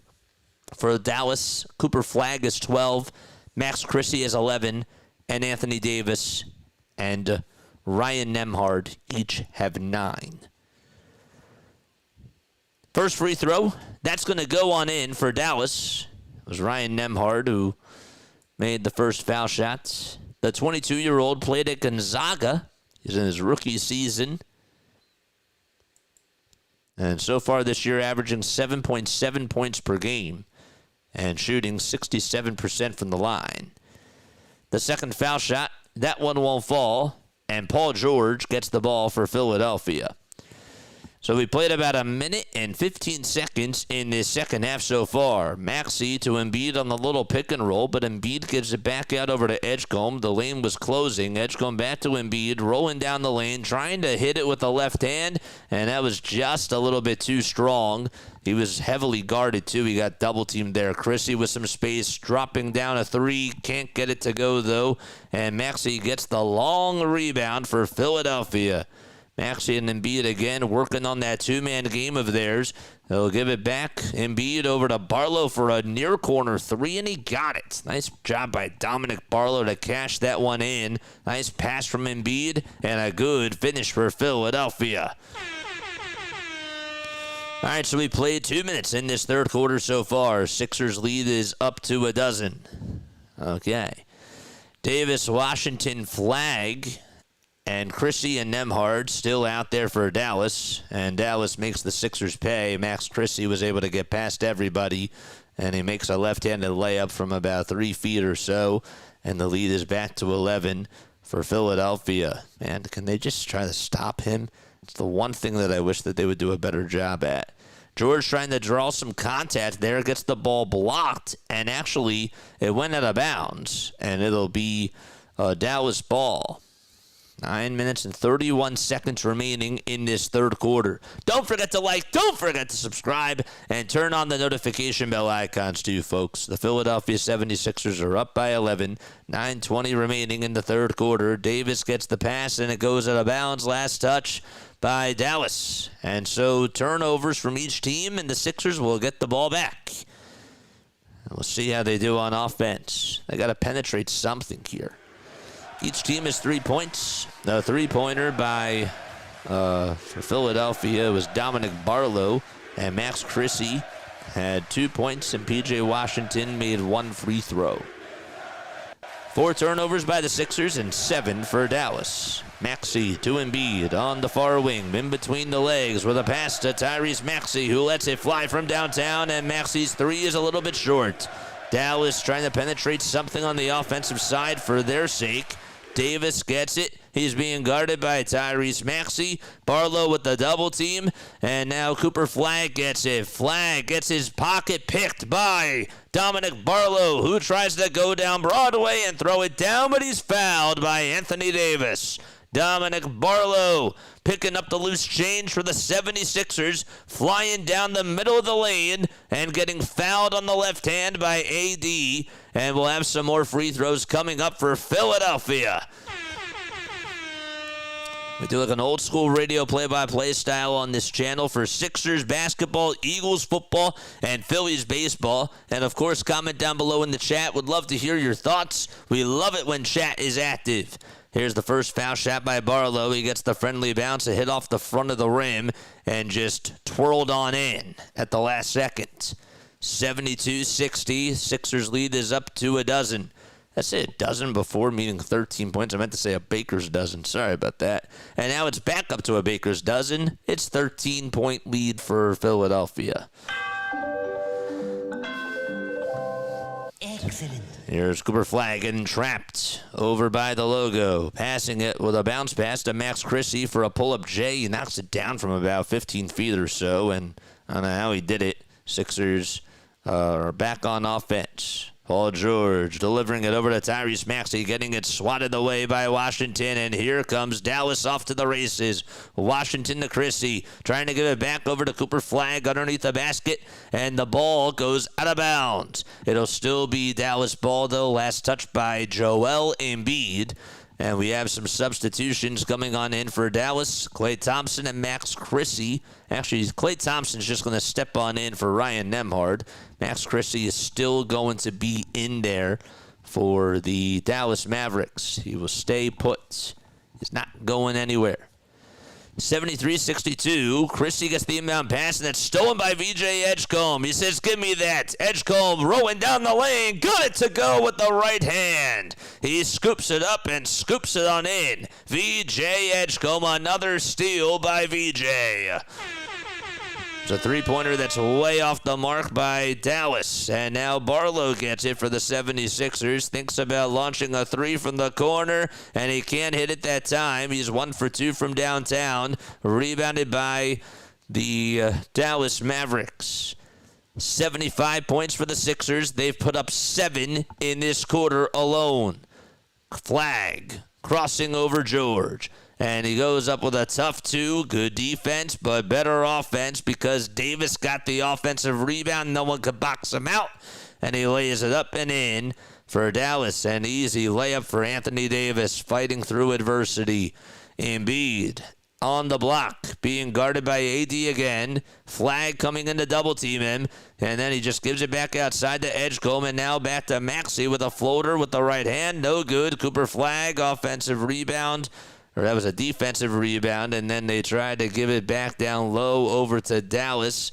I believe that it was P.J. Washington flying on over to the rim, and we're going to have a goaltending called on V.J. Edgecombe. They're going to say that Klay Thompson actually made the 2, and Dallas will take a timeout here, 75-66. The Sixers still in front. We'll be right back.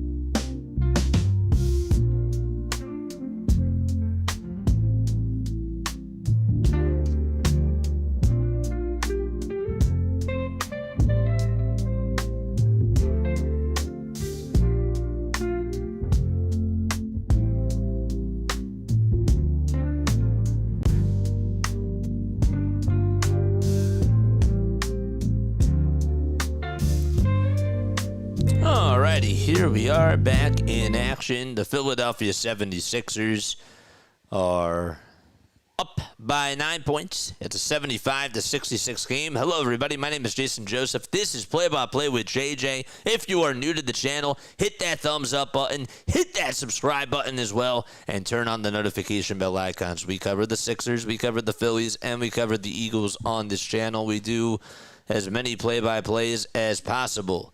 Here's Maxey giving it over to VJ Edgecombe, rolls down the lane, kisses it off the backboard, and lays it in. There we go. So there's a little segue. Good offensive play call there by Nick Nurse out of that timeout. It's a 77-66 game with about 6.5 minutes to go in quarter number 3. Davis with a floater inside. That's no good. Rebounded by Philadelphia. Embiid to Grimes for a catch-and-shoot trifecta, and that one won't go from the near corner. So Dallas has it. It's 77-66. The 76ers are up by 11 points. Another 3 that's up, and that's a little bit short for the Mavericks, and the Sixers get the rebound again. Sixers are working very fast here out of the timeout and doing a good job. Maxey to Embiid, and Embiid with another kick out to Edgecombe for another 3, and that one's no good. I'll tell you what, the passing from Joel Embiid has been really awesome today. Another catch-and-shoot 3 for Dallas, and that one won't go either. Washington on the second try. From three-point range, no. Edgecombe swings it over to Maxey as Maxey goes downhill and now backpedals back over towards the three-point line. Didn't want to take advantage of Cooper Flagg there. Embiid will settle for a 3 and he airballs it. I mean, they're taking a lot of threes now. It seems like both of these teams over the last couple of minutes, and they're just not being as physical down low on the block over the last couple of minutes on both sides, really. Got to do a better job there. I did give them credit, though, for coming out of the timeouts with their speed. That's for sure.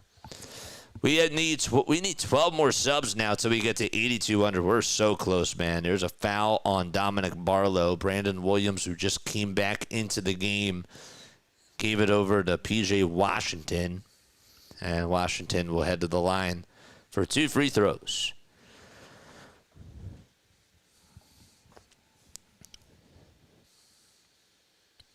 Foul shot number 1 by Washington, and that one is going to be swished to make it a 10-point ball game. We don't really talk about the standings and divisions, but Dallas is 4th in their division, technically speaking. The San Antonio Spurs, 24-9, Houston, 21-10, Memphis, 15-18. And Dallas, 12-22. Of course, New Orleans in last place. They're on a 5-game losing streak. They're 8-27. So it's a 77-68 game. A little layup on the other side, and that is just going to go out. Brandon Williams had the look. Maxey for 3 for Philadelphia. Got it to go. Give Tyrese Maxey 19 points, 8 assists, and 6 rebounds. He is carrying the Sixers tonight. Another 2, and it's good by Dallas. Najee Marshall getting a little bit of space there and flying it down with the right hand at the nail. Maxey giving it back to Embiid, and Embiid to Maxey again. His three-pointer will go on in and out. And another board by Dallas. Okay, there's a drive to the basket, and a foul called on VJ Edgecombe with 4 minutes and 21 seconds remaining in this third quarter.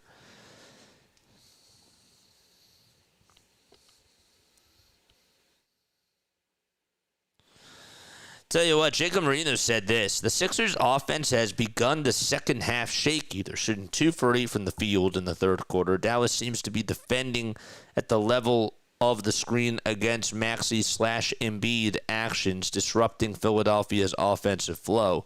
That is a really good take because he's right about that. The one thing that now that he said something, yeah, it seems like that they're doing a good job fighting through screens, recognizing when Maxey and Embiid are going to go to their little pick and roll. And the one thing about Nick Nurse that he has to do a good job at, especially as the season goes on, is how do you get them to still succeed, and what types of counter punches are you going to make to that? when teams recognize those types of things. So Brandon Williams knocks down both free throws, and the Sixers have to score here. Maxey getting past Najee Marshall, laying it up, laying it on in, and the Sixers lead is back to 10. Tyrese Maxey with 21 points now. Drop those Maxey emotes in the chats. Sixers trying to play good defense again. Less than 4 minutes remaining in quarter number 3. Gafford swings it down low, and we have a layup that is just missed by Brandon Williams. He just is missing, not by much. McCain for 3 for the Sixers. Not that time. Rebounded by Dallas. Outlet pass over to the near side by Najee Marshall. And Marshall giving it over to Gafford down Broadway, and Gafford lays it down. So the lead is down to 8 for the 76ers. The Dallas Mavericks bench is making some noise, and the Sixers offense has been a little bit stale. George delivers it to Maxey. A little Euro step again, and Maxey just lays it up and in, makes it look easy, was way off balance, and still got it to go anyways. The Tyrese Maxey show has certainly come into effect, and that's been the Sixers' that's been the only positive. Dallas misses a 3. Maxey gets the rebound, and the Sixers go back on offense. Grimes on the drive to the basket, kicking it out to Adembona. Can't lay it up and in on the first time. Grabs his own offensive rebound and lays it back up and in. So the Sixers are working very hard out there on the glass. That's certainly a positive as well. And we've seen that a couple of times, especially in this third quarter. Marshall getting past Paul George, but George fouls him. And 2 minutes and 39 seconds to go. It's a timeout taken by Dallas. They called it a personal foul on PG. We'll take one more step aside, and we'll be right back.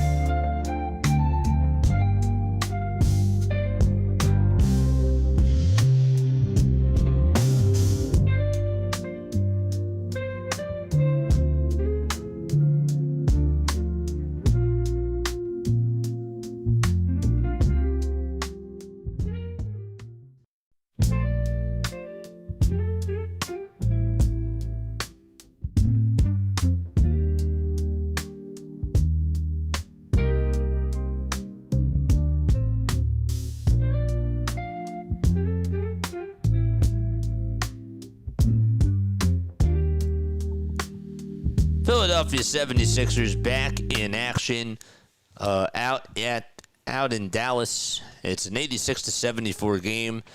Make sure you guys hit the thumbs up button, hit that subscribe button. Hopefully you guys are doing really well. We got a quiet chat tonight, but that's totally cool. Hopefully you're all doing well. I know that obviously people like to tune on in the background, and that's absolutely awesome. But if you want to get active in the chat, you're more than certainly welcome to do so. Philadelphia does lead 86-74. Main stories of the game: VJ Edgecombe, 18 points. He's been outdoing Cooper Flagg so far. Flagg has 12 points, 6 rebounds, and 4 assists, but VJ has done a very good job on offense and defense. It's an 86-74 game. We have a deflection, and the ball goes out of bounds. It'll be Dallas ball as they inbound it over from their baseline. So the lineup now for the Mavericks, it's Davis. It's Gafford, Flagg, Marshall, Williams, and Hardy. Jalen Hardy making his first appearance of the game. And a personal foul called on Quentin Grimes. Sixers have committed 4 fouls. Dallas has only committed 1. And that was actually the 5th foul by Quentin Grimes. The 5th foul of the quarter. Grimes has 3 personal fouls. And Gafford is going to go to the line. 2:17 to go in the third frame. Out in Dallas. The first free throw is good. There's Nick Nurse over on the sidelines talking things over with Davey Yeager, it looks like. Paul George does have 12 points. If you have him in fantasy, he's shooting 4 for 9 from the field. He has 5 rebounds, 1 assist as well. Couple steals. And the lead is down to 10 as Gafford makes both free throws. Dallas has provided just 1 more point than Philly has in this third quarter. Sixers turn it over again, and Dallas plays really good defense. It was a bad pass by Paul George, interception by Daniel Gafford. Hardy for 3 on the near wing. That one won't go. Flagg gets the offensive board and gives it back over to Hardy, but we have a travel called on Dallas. Givanitz, I don't know if I said this before, but thank you so much for the raid, my friend. I really appreciate that. Jason Kidd, well, he's in his 5th season as the Dallas head coach. Team is 191 and 171 during his tenure so far. Edgecombe over to Embiid at the nail. Embiid takes 2 jab steps, puts up a foul line J, and it's nothing but nets. And Joel Hans Embiid with his first 2 points of the third quarter. And finally able to get it to go. Want to see him trying to get a little bit more involved. Part of the reason why that they've struggled is because the pick-and-roll defense has been really solid for Dallas. Williams off the dribble in the face of Paul George. Knocks it down from the elbow. And it's back to a 10-point ball game. McKean, who really hasn't gotten a lot of shots up in this game so far, gets the ball. They swing it around the timeline. George's 3-point shot is way too strong, and the board belongs to Dallas again. They're getting the rebounds, that's for sure. Flagg outside. There's a 3, and that's money in the bag for Dallas. Brandon Williams starting to heat up like a microwave scorer. And so the lead is down to 7 for Philadelphia. That's the first time in this quarter where Dallas has cut it to a single-digit lead. 38 seconds remaining in this third quarter, and Edgecombe trying to knife his way over into the lane, giving it back to Embiid as he was double covered, and Embiid is able to get the easy layup to fall. 2 buckets in a row for Joel, and a very nice pass by VJ Edgecombe, recognizing that the defense was coming his way, and he was able to lure everybody in, and that set Joel Embiid free. Here's a little shot that goes up, and Jared McKean got a piece of a Dallas Maverick. It was Jalen Hardy. And Hardy will make his way over to the line. Oh, man. The shot clock is going to be unplugged now, that means. And the score is 90-81. Boston and Sacramento just got their game started not too long ago. It's a 17-12 game. They're in the first quarter, 6:54 remaining in that quarter. Sacramento leads it by 5. We said this before, but Houston did beat Brooklyn earlier today. 120-96 was the score of that. And 118-112 was the final score between the Heat and the Pistons. Miami had the W. The free throw is good. Both free throws are good. It's back to a 7-point ball game.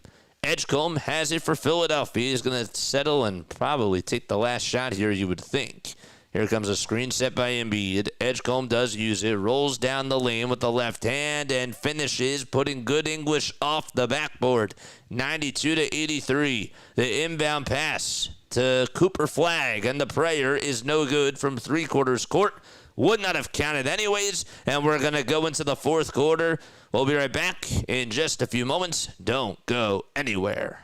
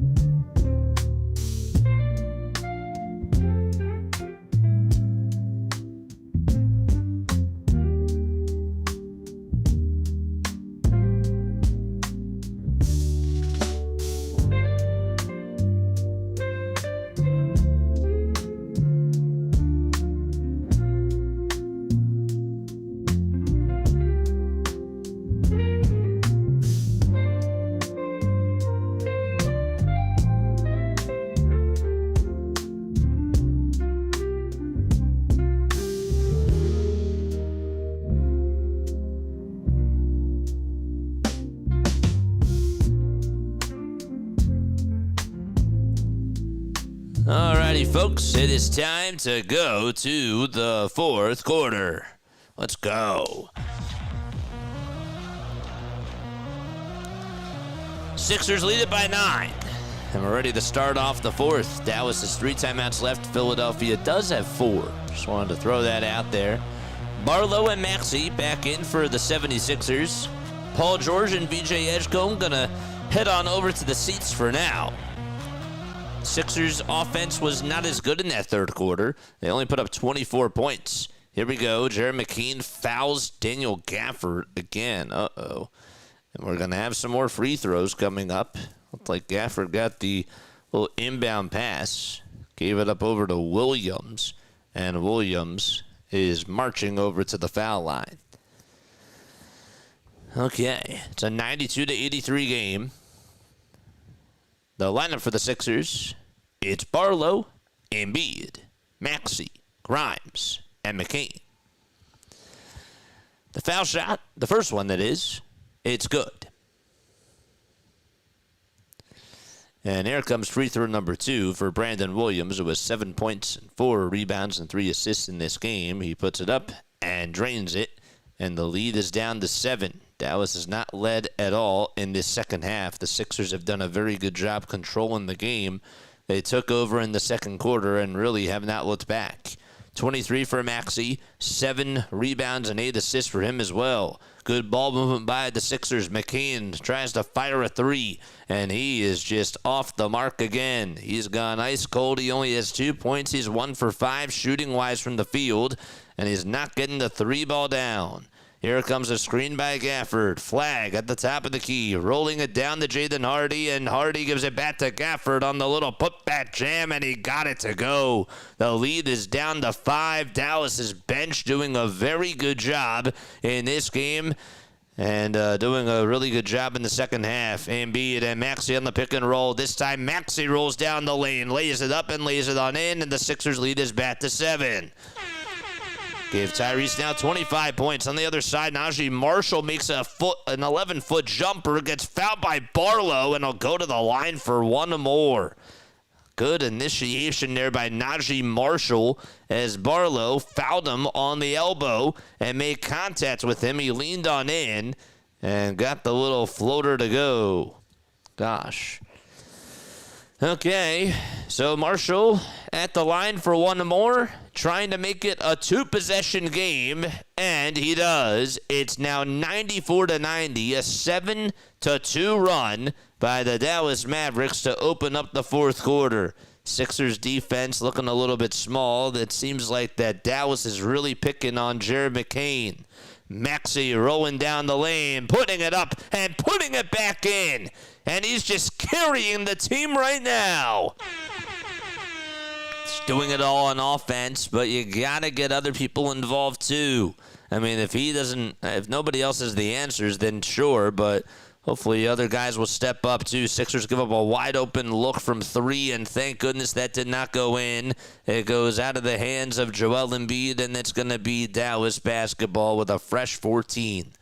So the 3 was attempted by Jaden Hardy. He had some space on the closeout, and Edgecombe actually got a piece of the ball, and that's who it was last touched by. Another wide open 3 for Jaden Hardy off the moving screen, and he can't lay it down on the near corner. And the Sixers are just going to slow the tempo down here as they get it back on offense. Maxey's trying to pick up the speed. Crossover, 3-point shot. Oh, he just could not do so. Almost broke his defender's ankles. Just could not finish. Hardy with a kick out on the near corner. Back to Najee Marshall. And Marshall initiates some contact. No foul called, and he still makes it anyways. Najee Marshall doing a good job in this fourth quarter. I'll tell you, again, the bench stepping up for Dallas. You see Najee Marshall waking up. Daniel Gafford has been very aggressive too, and the Sixers just cannot keep up with this pace. They got to put some bodies on them. Embiid, 1 foot, puts it up and in. It was a Dirk Nowitzki fadeaway jumper, and he still got it off of 1 foot. 98-92. Joel with 20 points in this contest. Edgecombe with 20 as well. And Maxey leading the way with 27. Another floater inside, and that one is going to be a little bit short. And it's knocked out of bounds by Tyrese Maxey. Gosh. I don't know how Joel Embiid did that. That's just ridiculous. What center? I mean, there's not many centers that can still do that. It's just insane. His skill set is unbelievable. 20 points for the big fella, 3 rebounds and 6 assists. The inbound goes over to Jaden Hardy, and the ball gets knocked away. It's stolen by V.J. Edgecombe. Giving it over to Embiid, and Embiid going down the lane, putting it up, and can't put it in. Rebounded by Dallas again.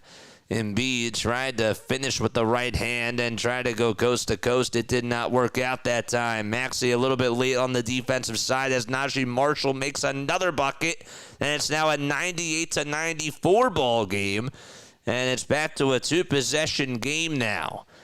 So it's starting to dwindle down for the Sixers. Maxey back to Embiid. Embiid takes 2 jab steps.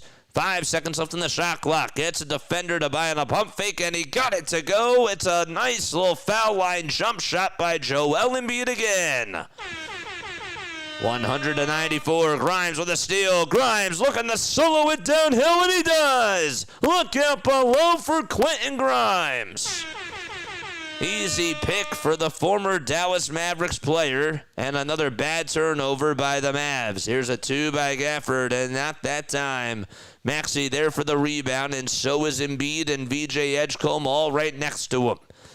8 minutes to go as the fourth quarter is in play here. Maxey delivers it to Embiid. Another elbow J, and that one won't go. Barlow got eaten up on the glass there. Najee Marshall with another layup inside. He just can't be stopped.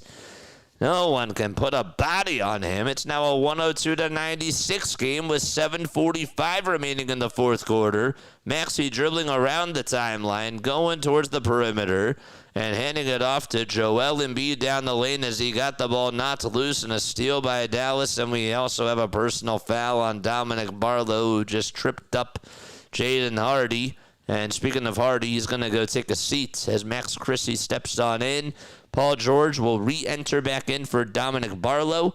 And then Adem Bona is going to give Joel Embiid a little bit of a breather. Barlow, his night is done, by the way. He just fouled out, so that's why he is being subbed out too. Okay, so his night is done. He got into a lot of foul trouble and just did not have a good night. Sixers trying to hang on and win, though. It's a 102-96 game. A drive by Williams, denied by Tyrese Maxey with a chase down block. George finding Edgecombe, dribbling around the timeline, and sending it off over to Tyrese Maxey, conducting the traffic, telling Bona to set a pick for him. Maxey to Edgecombe. Over on the far wing is Grimes for a wide open three. Splash! And Quentin Grimes knocks down a big tray for the 76ers. 105-96. Here's Chrissy on a drive to the basket, kicking it out and getting it back. He finds a three-point shooter, and that's going to be a little bit off. Offensive rebound by Davis, blocked by Quentin Grimes. Maxey, again, back on offense for the Sixers. Grimes wants it. Maxey's going to take it himself, and he gets the friendly roll to go. 107-96, and a timeout taken by the Mavs. There's still plenty of time to go, but the Sixers have certainly gotten themselves into a good rhythm. Tell you, Tyrese Maxey's chase down block was absolutely ridiculous. And this guy just continues to be an absolute leader for Philadelphia. Don't forget to like, don't forget to subscribe, and hit the bell icons, folks. My name is Jason Joseph. This is Play-by-Play with JJ. Hit that thumbs up button. We go on for Sixers basketball, Eagles football, and Phillies baseball as well. Sorry, I'm like mixing up my words. Nice. Good stuff.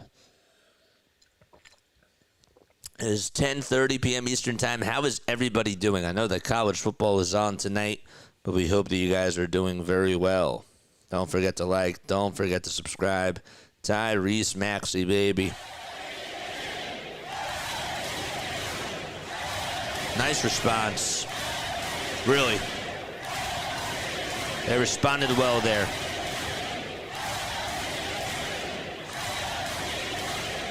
It's funny because Quentin Grimes, when he's off, but when he's on, my gosh, that can really carry a bench.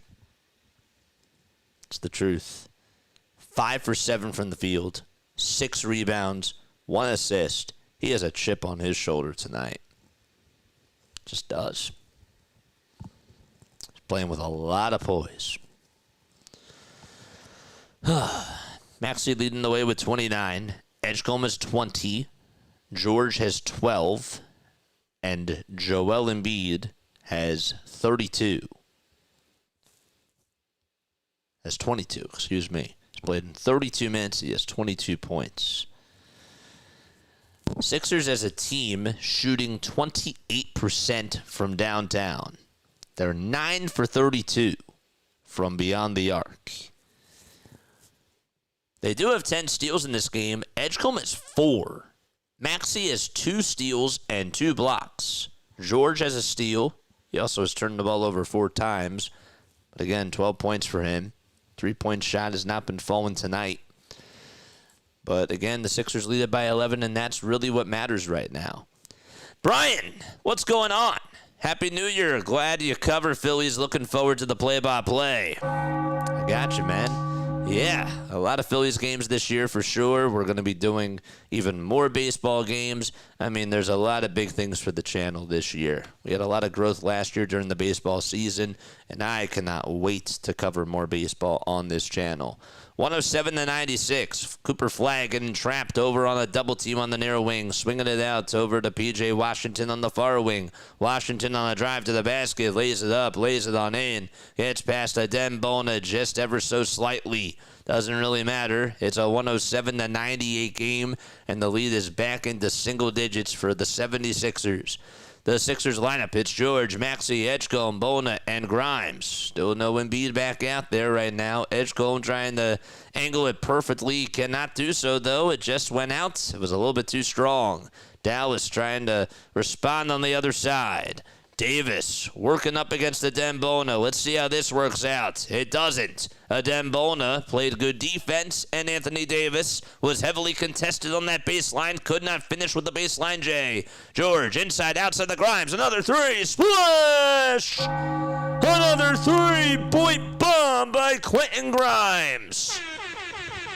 He's been the energy booster that the 76ers have needed. And we have another foul called, or a stoppage in play, that is, with exactly 5 minutes and 28 seconds remaining in the fourth quarter. I did say that as we headed into this game that I wanted the Sixers to be able to bench Tyrese Maxey and Joel Embiid in the fourth quarter, but I'll tell you what, they've done a very good job overall. Here's a three that's wide open by Washington, and that one is good. It's now a 110-101 game.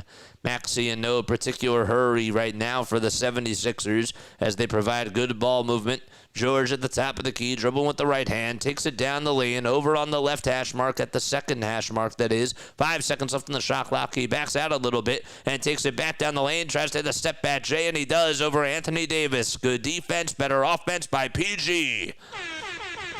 And the lead is back to 11 for the 76ers with about 4:45 left to go. Flagg with 12 points, Chrissy with 15, Davis and Washington with 11 each. Here's a wide-open three by Dallas. Not that time. Off the hands of Edgecombe and into the breadbasket of a Dembona for the 76ers. Edgecombe looking to reset it for Philadelphia, and they give it over to Tyrese Maxey. Maxey telling Chrissy to step up on him, and Grimes comes away with the screen, and he gets a little mismatch here. He gives it back, though, to Grimes. Grimes back to Maxey for a wide-open three. You bet!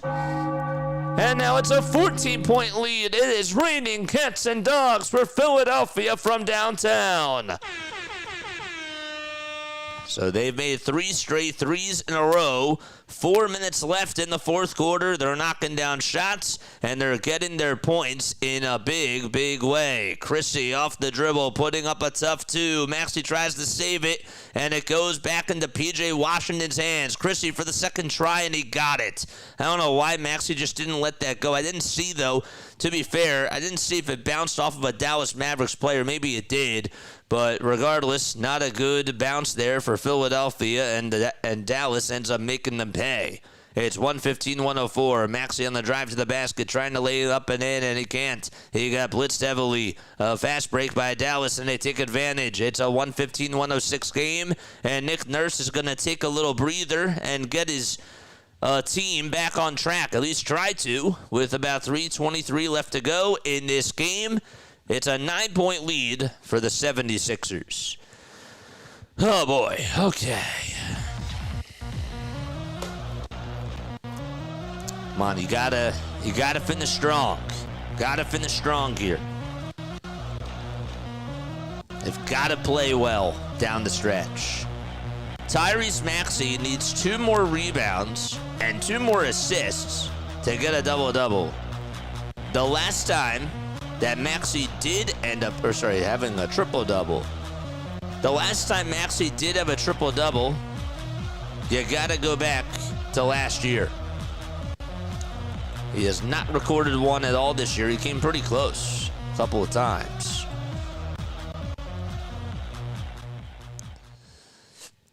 But man, oh man, he had one game, the last triple-double he had was against Chicago last year. He had 25 points, 14 assists, and 11 rebounds in that game. That was on December 8th of 2024.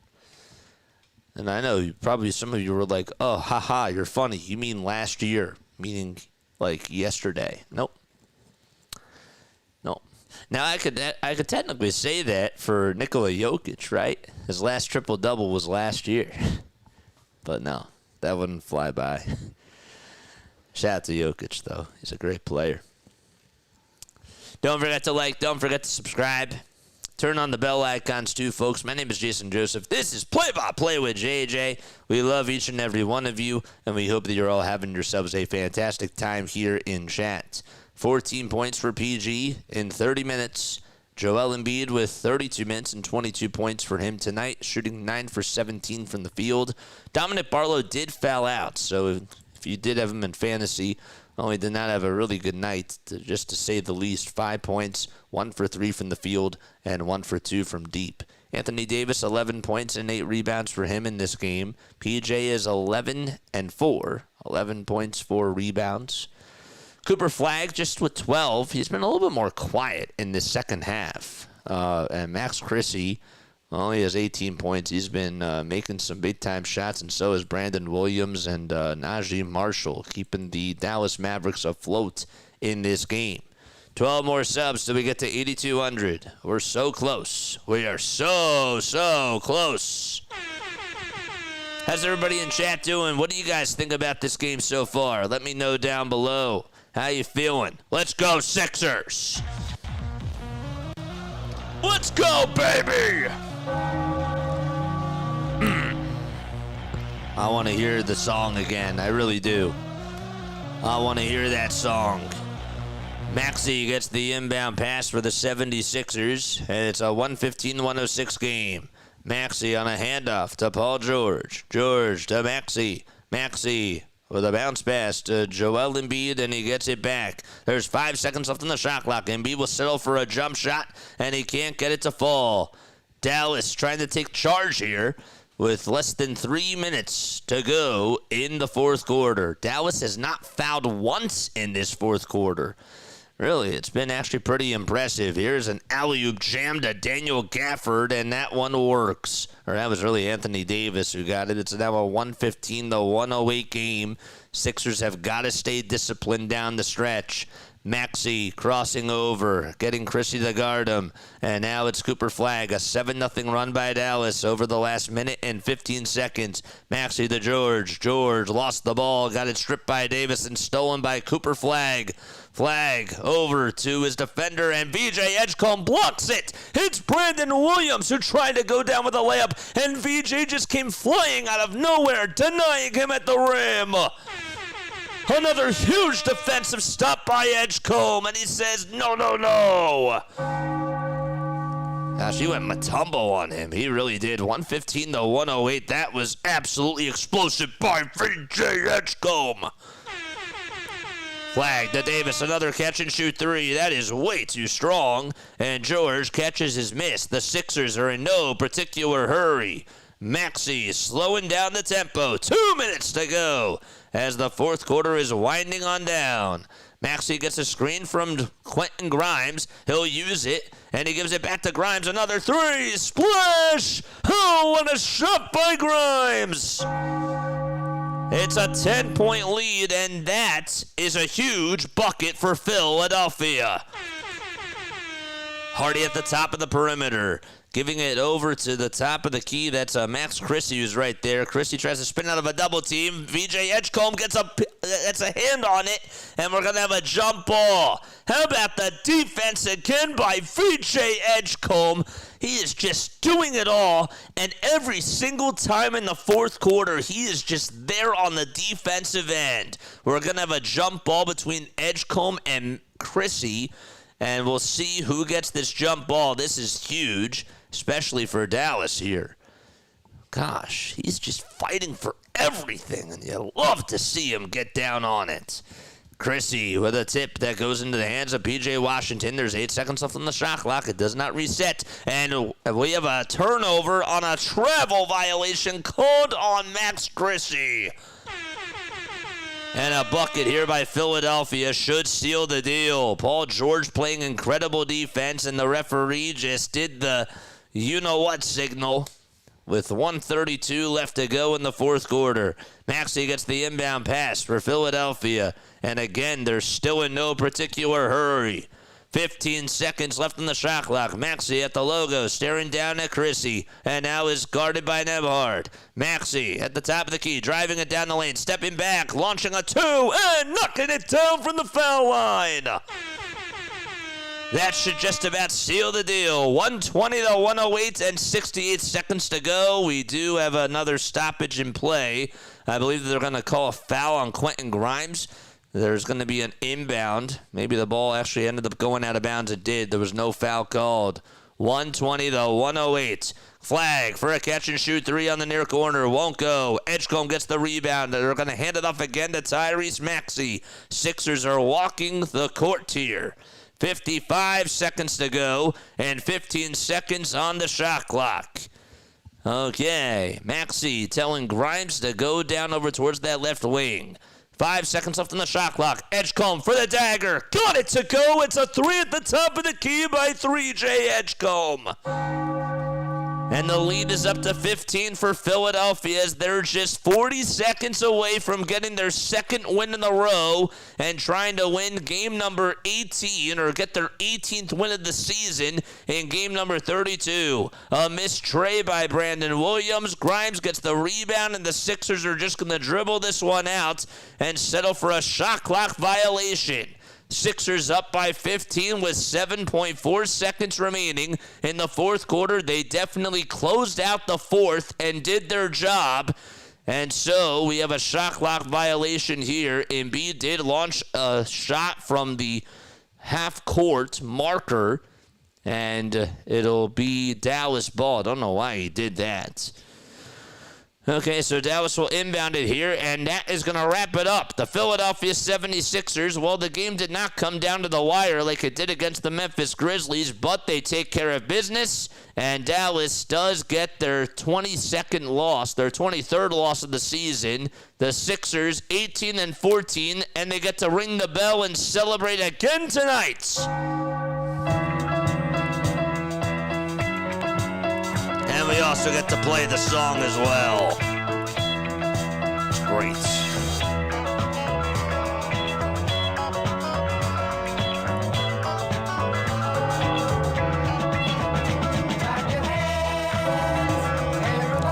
It's beautiful. Let's go, baby.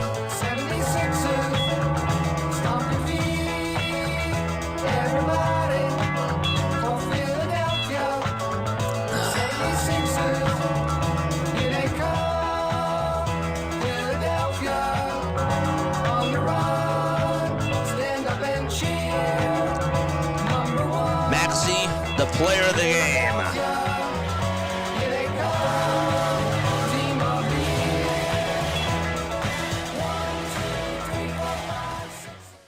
Let's go.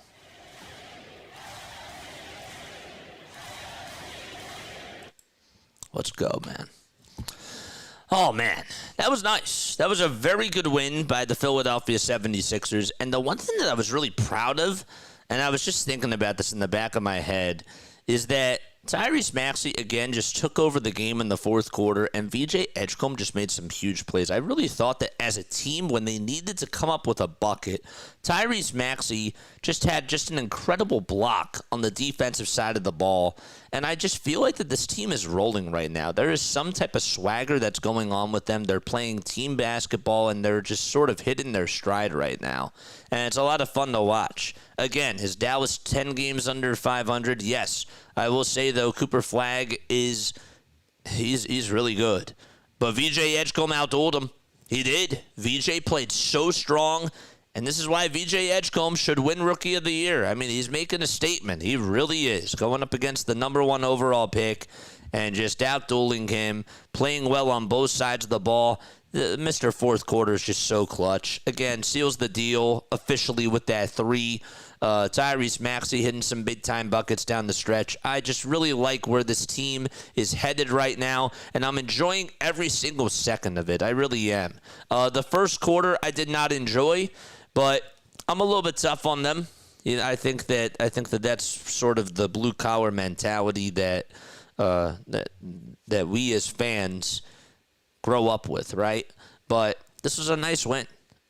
They took care of the basketball. They made the plays that they had to. Dallas's defense is not good, but the Sixers, when they were able to provide drop coverage, I thought that they really did an excellent job executing. Embiid had some big shots. This was a big team win for them, and this is the second win in a row with Joel Embiid, Tyrese Maxey, and Paul George. And those are all positives. There's not really a lot of negatives that I can take out of this game. I'm very happy with this group, and I'm really proud of how things have gone. The other thing that's actually pretty remarkable is that Paul George in this game didn't shoot the ball well again. Now, he had a couple of nice mid-range jumpers, but this guy is still playing solid defense. He's still rebounding the ball. He's giving you effort, and I can't complain. When you're winning, things feel good. Maxey had 34 points tonight. He took over the fourth quarter. He had 10 assists and also had 8 rebounds and 2 steals, 2 blocks. The stats don't lie. This guy was doing literally everything. And how many turnovers did he have? He had 3. That's still pretty impressive. 3 turnovers in 42 minutes. What more do you want from him? VJ did not turn the ball over once in 40 minutes. He didn't necessarily get the rock as much, but even when he did, he made really good plays too. He had 5 rebounds. He had 23 points. I'm just very happy with how this unit is done. Somebody off the bench had to step up tonight. It was Quentin Grimes. This guy in the fourth quarter as well also made explosive plays, and I actually feel like that he's sort of the unsung hero in this game.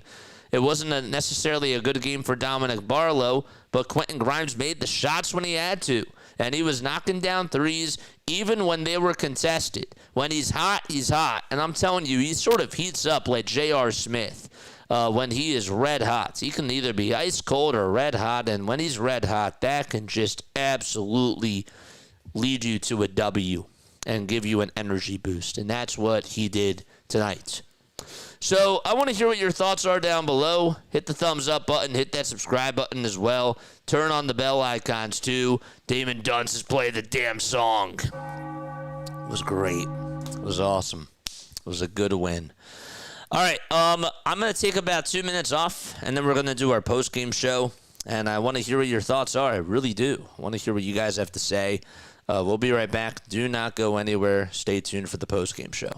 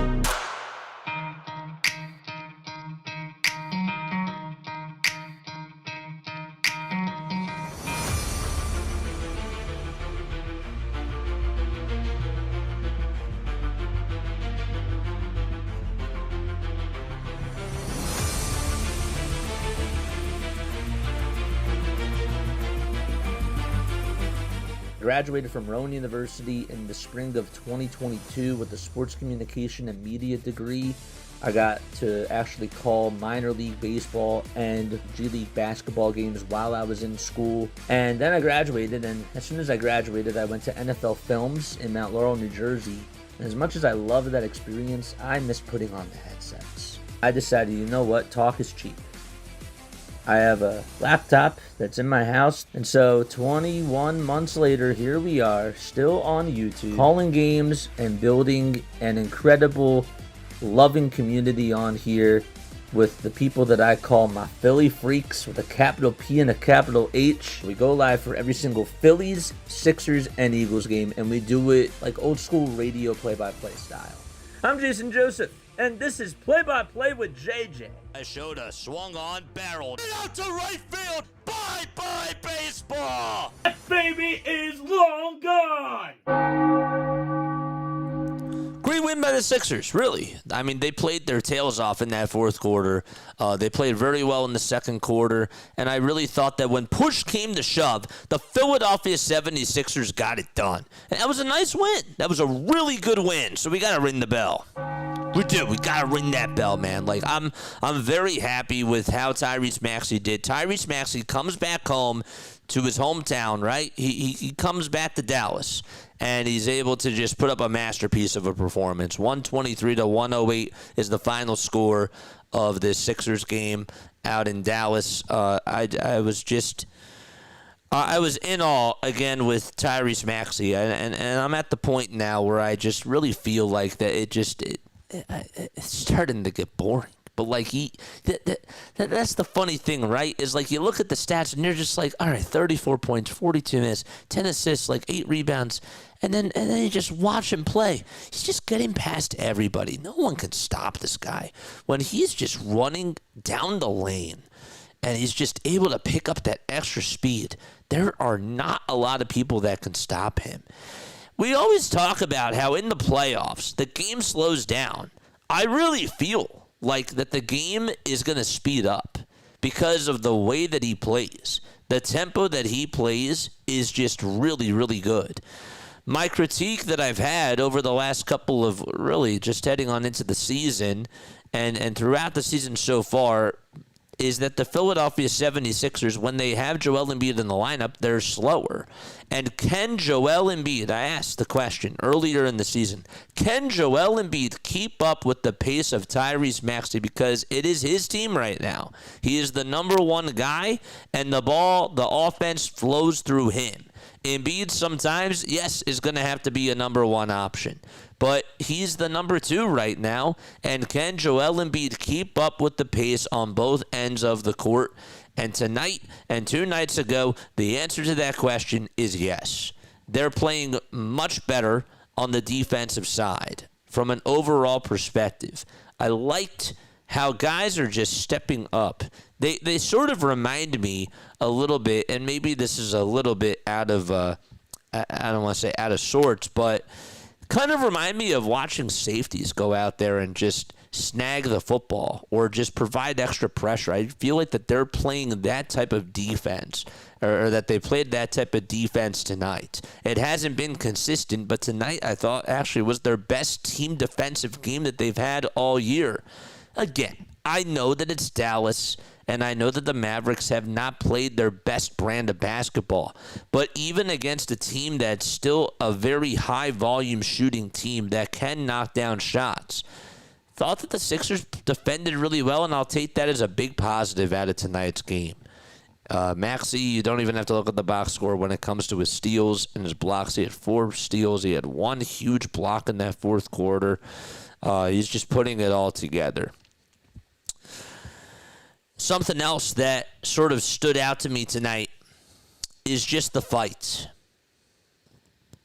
The extra possessions. Adem Bona fighting for offensive rebounds. VJ Edgecombe being scrappy again. Excuse me. Paul George turned the ball over a lot tonight, but he still, I thought, made an impact. And you're telling me that with 14 points from Paul George as your third option, it's pretty good. VJ right now, I mean, really tonight, Paul George was the fifth guy. Like he I wouldn't say that he was the fifth option, but like he was still the third option, but he was fifth on the team in points. That to me is scary. I'm not trying to blow this out of proportion, but what I have seen this year, especially over the last week or so, I trust VJ Edgecombe in the fourth quarter. I trust Tyrese Maxey in the fourth quarter. And I just feel like that the depth of this team is so much better than what it was in years past. Dominic Barlow, who was playing really well the first couple of weeks, he sort of looks a little bit lost out there now. Jared McKean is not even himself either. And yet they're still winning these games. In the past, see, this is what's remarkable about the 76ers. In the past, they needed Joel Embiid to give you 40 points. They needed Embiid to get you 50. You don't need that anymore. Now what you need from Joel Embiid is for him to give you 25. Because Tyrese Maxey is averaging 31. Because Paul George can get you 25. Because VJ Edgecombe can get you 25 points. Kelly Oubre can get you 20 when he's healthy. Grimes can get you 20. And I still have faith in Jared McKean. I think that he can still get you at least 15, if not more. That is what is awesome about this team. Dallas was getting back in this game. Dallas was finding a groove. The Sixers' fourth quarter starters were getting cooked. Jared McKean was getting picked on defense. He was getting picked apart. They were toying with Jared McKean and his defense. Guys were just whizzing on past him. Najee Marshall, you're going to put Jared McKean on me? I'm going to whiz past by you. Marshall was making huge shots in that fourth quarter. Klay Thompson had a big three. And guys off their bench were stepping up. And then the Sixers put their foot down. And Tyrese Maxey, just with a an absolute ridiculous block on Brandon Williams. It's 102-96 at that time. That block ended up leading to a Grimes open three. And that is where the tide changed. Because Dallas cut it to a 4-point game. They cut it to a 4-point game, and Embiid ended up making a jump shot to put them up 100-94. And Embiid, I actually thought, played well in the fourth quarter, too. He's looking a lot better, and I'll get more into Joel Embiid in a little bit. Then Grimes gets you that steal, and then he solos it, and he puts you up 102-94. I thought that all those things were great. But as the Sixers started to catch a little bit of lightning in a bottle, I just thought that Maxey block was really what gave them an extra sense of juice. Basketball is all about momentum. People don't always remember that. But you're going to have a bad run. You're going to have a great run. The question is, can you outplay your opponent down the stretch and extend your run to put them away? And that's what the Sixers did tonight. So, impressive win on the road again, out in Dallas. Not an easy environment to play in front of. Everybody was clutch in the fourth quarter. Everyone had a nice play. Edgecombe's block. Are you kidding me? This guy's just rising up to the rim, standing on his own 2 feet after he blocks it like he's Dikembe Mutombo, and he puts his fist up in the air. And then on the next defensive play, Max Christie has the ball. And for a second, Christie loses his dribble, and Edgecombe just dives right on top of it. He is so quick. He reminds me really of a safety. He is fast. His awareness, his IQ is so good. And I don't know how he does it. Same thing with Tyrese Maxey. I think Tyrese Maxey's defense has really elevated. Part of it's because he's put in the work, but VJ just makes it so much easier. And now Paul George and VJ can switch on defense. That's the cool thing about it. VJ plays very physical, and he can close out passing lanes, and so can Paul George, but they're the same type of guy. And now Embiid doesn't have to worry about guarding the perimeter. Embiid can just be down low on the block. He can just try to get rebounds, or he can just guard Anthony Davis. It is a beautiful thing to see. Embiid doesn't have to defend guards anymore. He can't defend guards anymore. He can't keep up with them. But I love, and I've been very tough on the defense this year. But over the last few games, with George, Maxey, and Embiid out there, their defense, you can't deny it. It's been so much better. It just has. And that's how they're doing well out in transition. They're getting very good looks. Guys are running down the lane. This pace that they're playing at is a good pace. I said that I would get to Joel Embiid, and I'm going to do that right now. Embiid played really well today. Joel was awesome today. This guy is not going to return to his old self. You're not really going to see him dunk the ball as many times. Now, he had that one little weird play a couple of games ago where he did a self alley-oop. Shouldn't have done that, but he doesn't do that as much anymore. But his IQ and his footwork is just still absolutely ridiculous. This guy's making Dirk Nowitzki fadeaway jumpers in the face of Anthony Davis. He's getting Daniel Gafford still to buy in on pump fakes, and he knows how to draw contact, knows how to get fouls. He's passing out of double teams really well, and he's still a threat. I did not think that Joel Embiid was going to come back this year. I said that he should retire. I didn't say he should retire. Let me scratch that. I said that I think he is going to retire. I did not think that. I thought that Joel Embiid was done. I really did. And the more I watch him, the more I say, damn. Not only is he back out there on the court, but he's playing in a good role, and he's stepping up. He's doing what he has to. Sometimes I cringe. I'd like the threes to go down a little bit. But the middies, the fadeaway shots, and him still getting to the basket.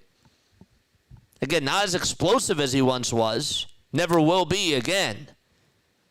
But this is a solid version of Joel Embiid that we're getting. And I think if they keep playing this way, I do think that this can work. I do. They look hungry out there. They look poised. They look unsatisfied. They're on a mission. It's a good group. It's a fun group. It's a good group. And they're playing a lot better. And this you can certainly get behind. I want to hear your thoughts in the chat. How would you grade this game? What word would you use to describe the Philadelphia 76ers game tonight? I have to think about that for a second. I hope that it comes to me. But if you guys want to participate in that, by all means, throw out words. I think I've used complete a little bit. I said balanced was the first half.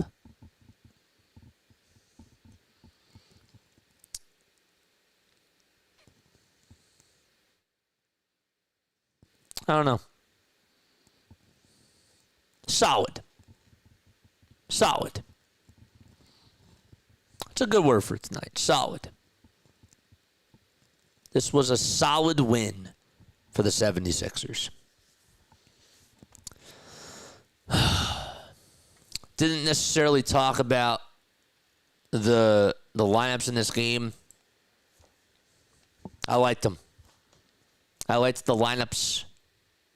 And you know what I actually really liked from Nick Nurse tonight?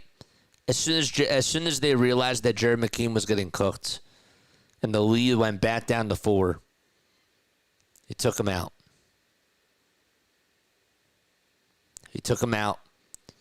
And I know that Barlow fouled out, but I thought that he brought back in Paul George when he had to. The substitutions were really good tonight. Drummond played 7 minutes. Gave you a couple of rebounds when he had to. Bona also played 7 minutes too. You saw him play with Joel at times. And the funny part is that Embiid played 35 tonight. And he gave you 22 points. It's good. It's very good. All right. I want to hear your thoughts. Let me know down below. I'm just babbling at this point. But overall, just a great win. Sixers outscored the Dallas Mavericks in that fourth quarter, 31-25. They out-rebounded them 43-39. What else statistically? They turned the ball over a little bit too much in that fourth quarter to start things off, but then they sort of settled down. If I'm being nitpicky, the one thing that I will say is that not only did they turn the ball over a little bit too much early on in that fourth quarter during the first part of that, the other thing I will say is that they didn't draw too many fouls. But part of the reason why was because the Mavericks did a better job guarding the pick and roll, and the Sixers offense went a little bit stale, especially in that fourth quarter, because they could tell that the pick and roll was coming. And that's sort of my only critique. They led 70% of this game. And they didn't look back. They could have taken their foot off the gas pedal once the lead is dwindling down past Sixers team when one of them's not playing. It's a different identity. It's a different identity. It's a different offense. Different sets, different rotations. The game changes. And I'm not trying to make excuses. But if the Sixers are going to go to the playoffs, they're going to need this team, obviously. Now you're going to get Oubre back, and you're going to get Watford back too. But still, these three pieces are your core. And just you wait till they continue to gel. And let's throw VJ Edgecombe in there as the fourth guy. I'm impressed. I'm very happy. And I don't want to get too ahead of myself. All right. Comment down below what your thoughts are. We're going to get to some comments right now. Hit the thumbs up button. Hit that subscribe button too. What are people saying in the chat? Hey, JJ, did you get my message? Wishing you Happy New Year. Thank you very much, Shante. Yes, I did get your message. I did. Oh, man. Appreciate you for being on here. All right. I am going to, what is going on? Let me look at the chat. Oh, we got a troll here. What's up? What's up, Jason? How you doing, man? Just keep it friendly in the chat, man. That's all I gotta say. You can troll all you want, but just be friendly. That's all, man. But yeah, it was a good game. I'm very happy. I'm very proud of how this team played. And Cooper Flagg got outdueled by VJ Edgecombe. Just did. Twice. Not telling you that Cooper Flagg is a bad player. I'm just saying that VJ lived up to the test. Again, I think that you have to put a body on him when he's shooting a three. He's getting space, and I know that it's tough, right? Because Tyrese is going to have to get double-teamed. You're going to have to give him attention. Paul George, you got to give him attention when he's shooting a three, and you don't want him to heat up. And Joel Embiid needs attention down low on the block. So VJ's just going to be left open. You got to pick your poison. You know?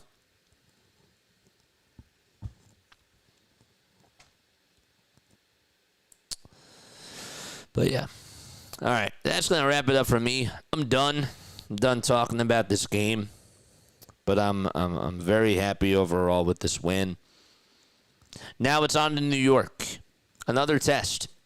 Another test. I really hope Joel plays. If Joel does not play against the Knicks, I'm going to be really mad. He has to play.